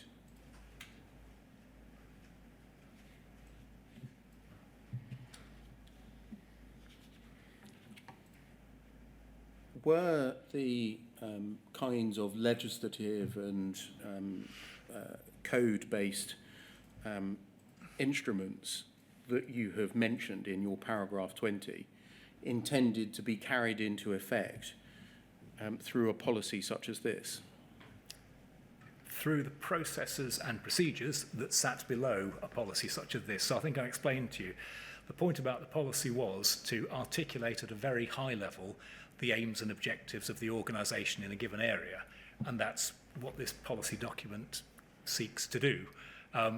Below this document, and sort of more accessible to investigators and others, would be the processes, and then the procedures. And as I said in I think part of my feedback, the codes of practice for PACE, for the Police and Criminal Evidence Act, were essentially part of our procedures. Not all of them, but those parts that were relevant to the way in which we investigated and the way in which we interviewed were the procedures that people had to follow, because they were the law of the land, and they would, we could not override them. They would override anything else that we may wish to say or do. So let's just look at the policy then. If we scroll down to down the page, the bottom half of the page, under conduct of investigations. If we scroll down a bit more. Thank you. 3.1.4, conduct of investigations. The conduct, course and progress of an investigation will be a matter for the investigators as long as it's within the law, rules and priorities of the business. Investigators will ultimately report to the Director of Security with regard to the conduct of criminal investigations. This doesn't give any assistance at all to investigators, does it? it's not designed to. No, it's literally not designed to. This document is a policy document aimed at the higher echelons of the Post Office / Royal Mail.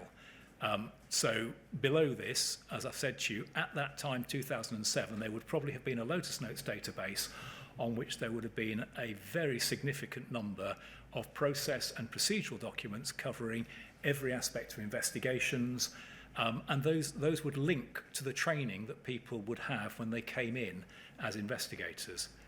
So, all this says is that the conduct of investigators is a matter for the investigators.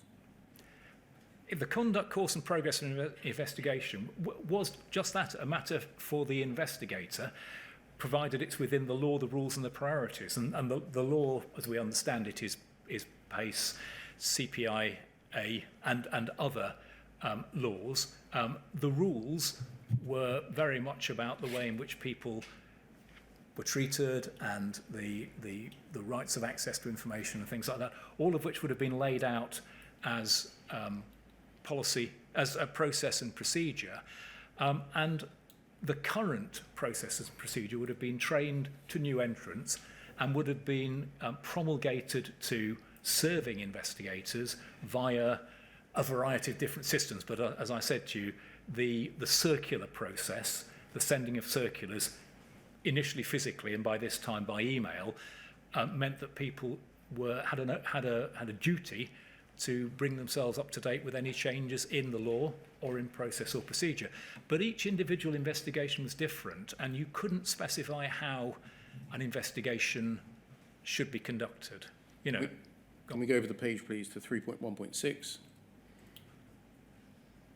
Prosecuting criminals. This policy supports the Code of Business Standards in normally prosecuting those who commit theft or fraud, and where appropriate, offences under the Postal Services Act 2000, sections 83 and 84. Criminal investigations will be conducted in accordance with the procedure and to the standards required by legislation, case law, and the courts. Again, looking at this paragraph, prosecuting criminals, the heading and the text underneath it rather assumes it's already been established that the person suspected of committing a crime is guilty of it, doesn't it? They are a criminal. I absolutely agree with you that it's prosecuting suspects, and the policy supports the Code of Business Standards in normally prosecuting those who are suspected of committing theft or fraud. It is clumsy language. I genuinely do not believe that the language is indicative of a mindset. Can we look at paragraph 3 of your witness statement, please, which is on page 2.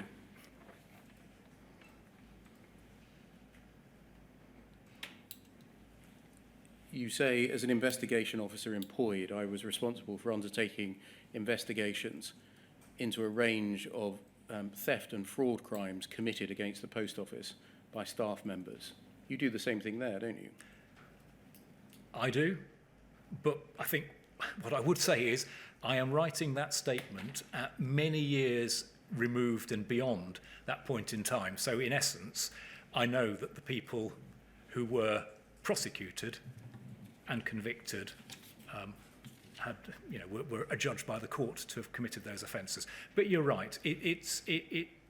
I could have phrased that slightly differently and said that I was responsible for undertaking investigations into a range of theft and fraud acts and into those suspected of committing them. It wasn't your job, that can come down, thank you. It wasn't your job at all to investigate crimes that had already been established to have been committed. Your job was to investigate suspected offences, to work out whether an offence had even been committed. No, to be fair, in the majority, and I'm leaving aside, I suppose in many ways, yes, specifically those cases that are relevant to this inquiry, that is right, because ultimately it's been adjudged that the offences haven't been committed or the evidence is unsafe to support the convictions that took place.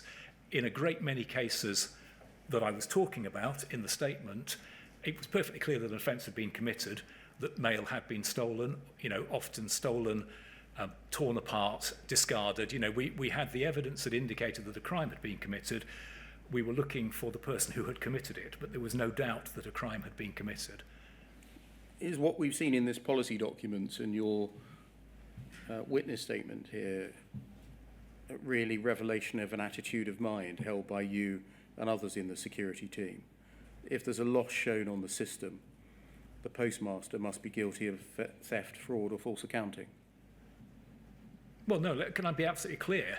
That is not the case at all. I mean, at no point in time would I ever have said that. Sub-postmasters lost money all the time. And, in the vast majority of cases, certainly they were not guilty themselves. So money could go missing. You heard Martin Furnitz yesterday describe some of the sub-post offices that, as an investigator, I would have gone into years before that his auditors went into. Some were absolute sort of examples of good practice. Others were the opposite. And in those cases, often losses would occur because people weren't applying the processes properly. Possibly they'd been taken advantage of by members of their staff. Possibly they'd been taken advantage of by members of the public if hatches had been left up or money had been placed somehow where it could be taken without anyone being aware of it. So we were well aware that a loss frequently was not a criminal act on the part of the sub-postmaster or anybody at the post office, and often was not a criminal act at all. It was an act of it was something that occurred as a result of perhaps poor application of procedures. Clearly at the time, we were not aware that there was any possibility that a system might also be causing losses, but we didn't approach losses on the basis that a crime had already been committed. That was something that we needed to establish. Can we turn to paragraph 24 of your witness statement, please, which is on page 16.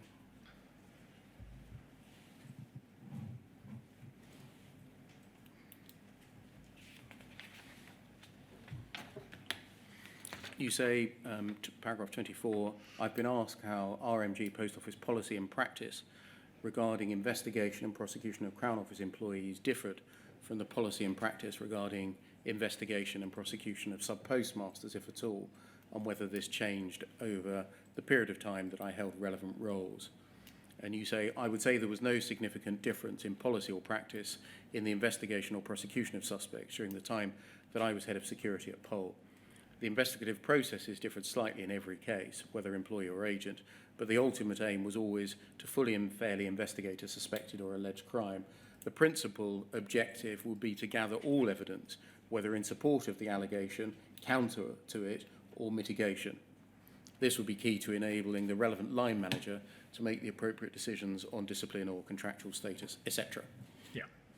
That's something that you said earlier in your evidence today, that the job of an investigator was to secure and then to analyse evidence, whether it pointed towards, in support of the allegation, was contrary to the allegation, or might be a mitigation of the allegation.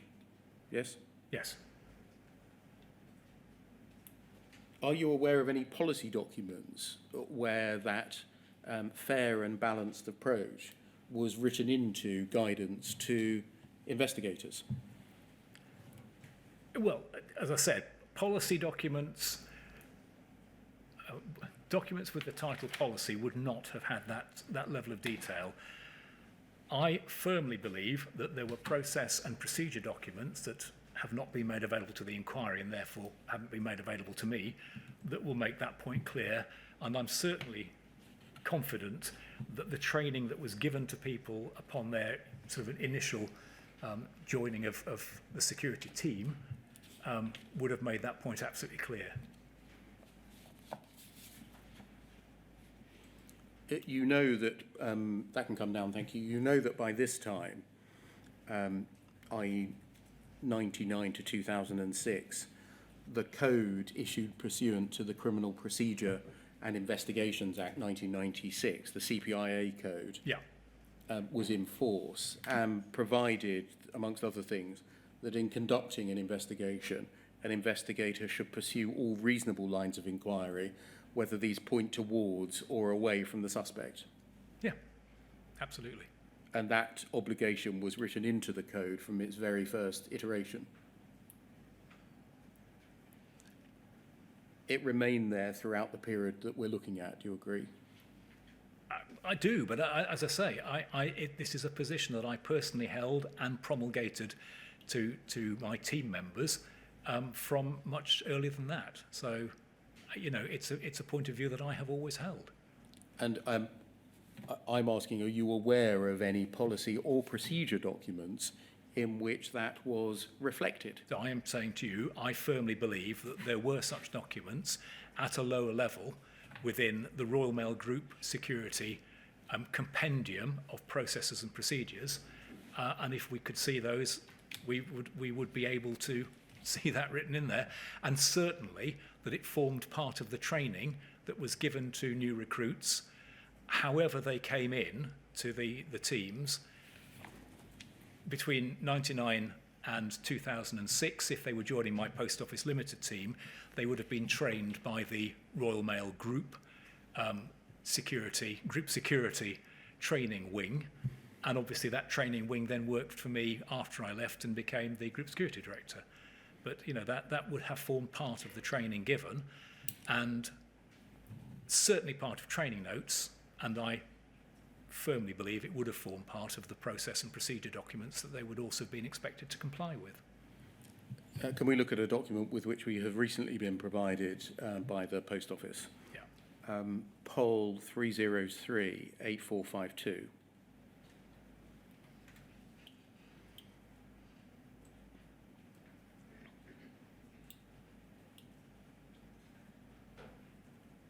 Thank you.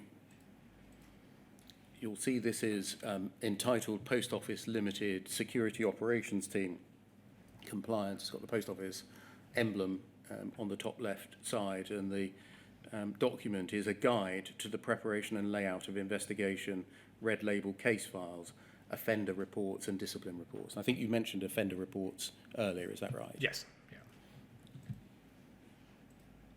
Yeah. This document is undated, and there's presently work underway to establish whether this document, or the limits of the period in which this document and the suite of documents of which it formed a part was in operation. Well, I can tell you with confidence that it post-dates my time at Post Office Limited, because security operations team wasn't a term that I used. And in fact, we didn't generate our own documents that we badged Post Office Limited, because, as I said, we were part of the wider Royal Mail Group security community. So the documents on which we depended, in the main, were Royal Mail Group documents. So this is after 2006.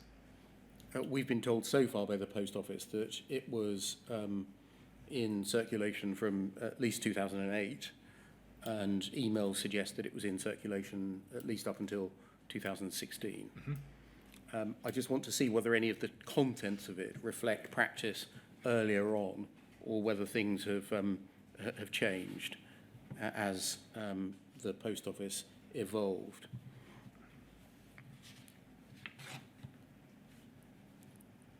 Do you recognise the phrase red label case files?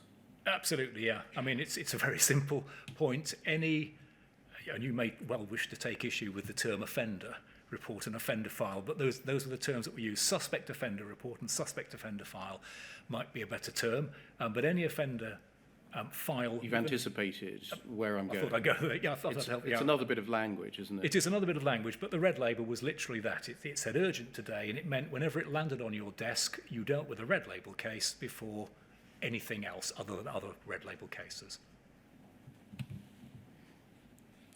And can you describe what an offender report and a discipline report were in general terms, please? Yeah. An offender report was a full report detailing everything that the investigator had established surrounding the alleged offences and about the suspect offender. And within it, it would make comments about security weaknesses, security procedural failings, other procedural failings, and it would make detailed it would make a detailed statement about the attitude of the suspect when they were interviewed, about any likely mitigation and so on. It was a full report. It was designed to go through the casework management team but straight to legal services, and legal services having taken, and it was directed to them, and therefore it was viewed as then having privilege, having legal privilege, being a report between the investigator and the lawyer. The discipline report was a subset of that information, and it wouldn't have things in it such as security weaknesses and so on. And the discipline report was used at the discipline case with the suspect, particularly if the suspect was going to be dismissed, or if their contract for services, as a sub-postmaster had, was going to be terminated, and the discipline report would often be given to them. But it would be lacking certain information that was directed to the lawyer who was advising on the potential prosecution. And that's what I want to ask you about in a moment. Okay. Just to get the distinction clear, offender report was confidential, was not going to get disclosed to the suspect. No. It was badged up as enjoying legal professional privilege because it was being written to a lawyer for advice. Yes. Discipline report disclosed to the suspect. So the discipline report would come out of one of the appendices of the case file. These are all like literally physical stuff. Would come out of one of the appendices of the case file and would be sent to the relevant line manager. And this was not to do with making a decision on prosecution. This was to do with making a decision on continued employment or continued contract for services. And if we go to page 3, please, we should probably go to the foot of page 2 first. Just last line on the foot of page 2. Keep going down a little bit, please. Thank you. The aim of this document is to give guidance to security operations managers and team leaders on the current compliance standards for the preparation of red label case offender reports and discipline reports. Yes. Does that reflect the fact that there were compliance checks made by team leaders and managers? It reflects what I now understand was taking place in Post Office Limited after the 1st or 2nd of January 2007. I mean, to be clear, there were essentially the casework management team were a compliance or an assurance team. I used to think of them as assurance rather than compliance. Their aim was supportive and was to make sure that people understood what they should be doing and to make sure they were doing it to the best of their ability, and if they weren't, to support, counsel and mentor. Compliance, I think, which is something which I've obviously been involved in a lot in Royal Mail over the years, is something a little bit harder edged. And that wasn't an approach that within the team when I was there. Can we look at the rest of this page then? The contents of the offender report are set out under a series of subheadings. It must, under the subheading of preamble, have a header and footer. The preamble should be in accordance with the policy template. The correct heading must be included. And then the offender report should have an investigation background. And then it should have details of the interview and then what happened post-interview. Do you see that? Yep. And then if we scroll down to the bottom of the page, the contents list required, amongst other things, paragraph 1.24, details of failures in security, supervision, procedures, and product integrity. Just hold that thought for the moment. We'll come back to it. If we go over the page to page 4, we then see what the discipline report should include. Yes? Yes, yep. And at 2.14, just like we saw at 1.24, Okay, right. it says details of failures in security, supervision, procedures, and product integrity. That's contrary to what you said. It's contrary to what I said. Yes, I'm sorry. I thought that was something. No, it's right. I think you'll prove to be right when we look at the substance of the document. Right. But in any event, at least the template here, the outline, suggests that details of failures in, amongst other things, product integrity should be included in the discipline report. If we go over the page to page 5, please. This appears, would you agree, to be a template for... It's not dissimilar to the one that I was given in 1985 when I joined the POID. The format didn't change a great deal over the many years. I mean, it had been developed over many years, and it was a good way of getting all the information necessary for everybody to make their decisions in a structure that everybody would recognise. And it's essentially like a file front sheet. It's just that, yeah. So, or a report front sheet. Yes, report front sheet. And if we look at what should be included, name, rank, office, age, service, etc., and then on the right-hand side, identification code, numbers 1 to 7 only. And again, if we just remember that for a little later on, please.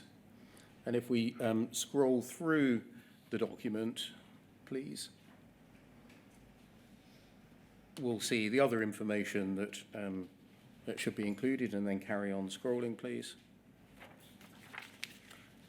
And then it ends, and we then get some guidance under investigation background, which was, if you remember, one of the subheadings for the offender report. And if we carry on scrolling, we see guidance about each of the subheadings that should be included. And carry on scrolling. And keep scrolling. And keep scrolling. And scroll right up until we get to paragraph 1.24, which is at the top of page 10.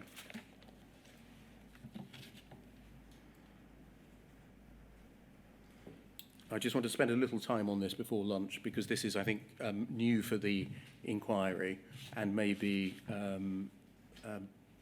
significant.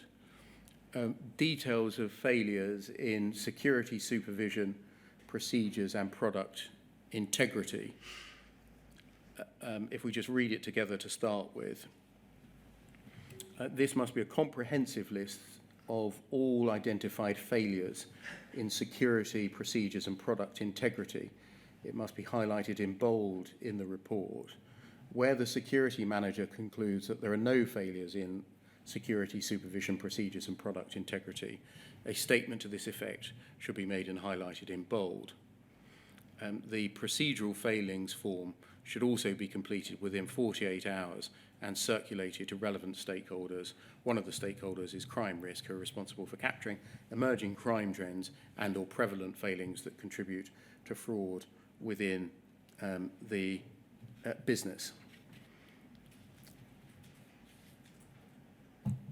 And so this is saying in the legally privileged document, details of, amongst other things, failures in product integrity should be included. Yeah.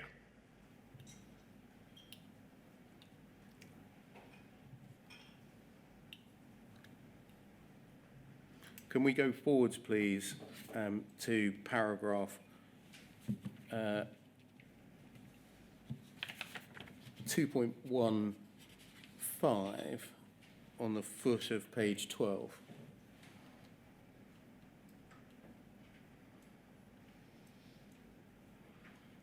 This is under the heading earlier on, the discipline report we're now dealing with. Yeah.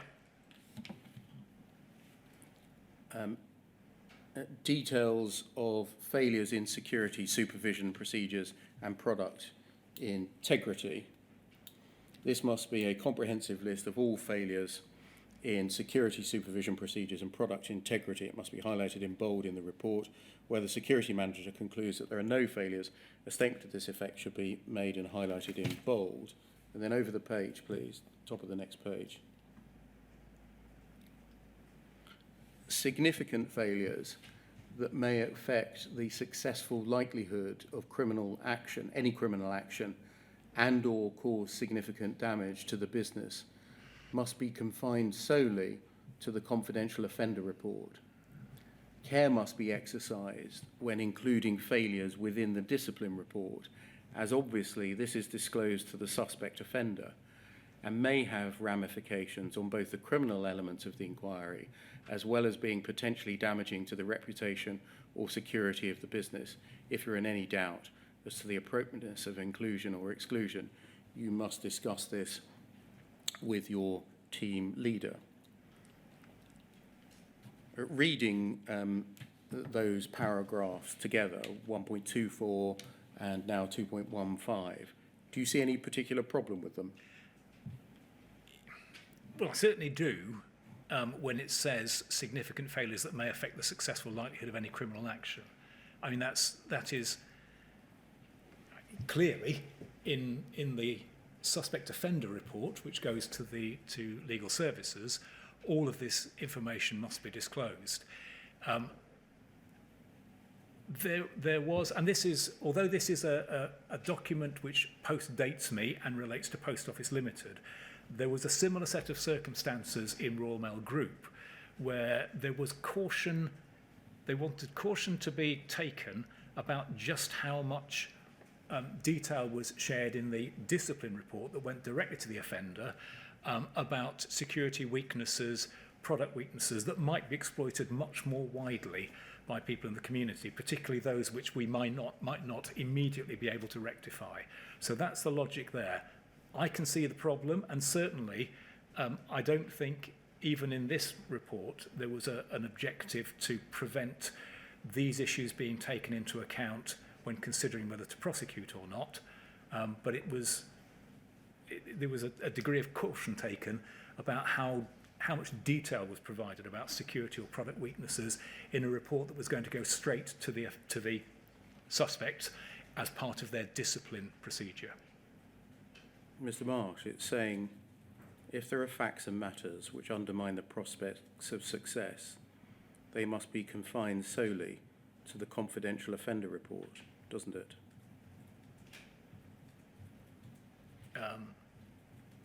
It does, and I feel uncomfortable about that wording, but certainly and so facts which support a suspect's defence or which undermine the allegation against him must be kept confidential, is what this document is saying, isn't it? No, sir. What it's saying is that they must go to the lawyer upon whom there is a duty of disclosure, so there is no question whatsoever that information will not find its way, having been considered by the lawyer, through to the suspect's legal team if a decision is made to prosecute. Similarly, it would be a matter entirely for the manager taking disciplinary action to decide to what extent this information was released to the, still use the term suspect, but the person again, over whom the discipline was being taken. But It doesn't say that at all, does it? It doesn't say, and then there must be consideration given to releasing to the suspect any facts and matters which undermine the case against them. No, well, I'm sorry. I am probably going way outside my remit. I'm trying to interpret something which is not my document, isn't a document that I had any involvement in the preparation or assurance of, and don't necessarily feel comfortable with. But I am trying to help the inquiry to understand exactly what the document was attempting to achieve, and I think I should leave it there.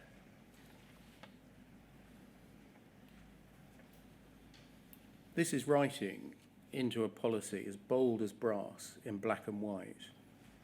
Don't tell a suspect anything about the case against them that might undermine it, isn't it? Can I just clarify for my own sort of knowledge here? This second part that we're looking at relates to the discipline report. Yes. Yeah. So as I say, there had long been a principle of not disclosing too much detail about weaknesses for fear that those weaknesses would be exploited much more widely. That is in discipline terms and not in any sense in terms of the criminal or the prosecution action that might be taken. Would you understand? But I'm not defending it. I'm just trying to, sorry, I'm not defending it. I'm trying to help you to understand it, that's all. Would you, in helping us to understand it, understand the instruction not to reveal failures in product integrity to extend to any failures in the product which was Horizon's integrity? No, that I would not take. I would not consider that to be an appropriate position for anybody to adopt, either in my team, in the time when I was there, or after that.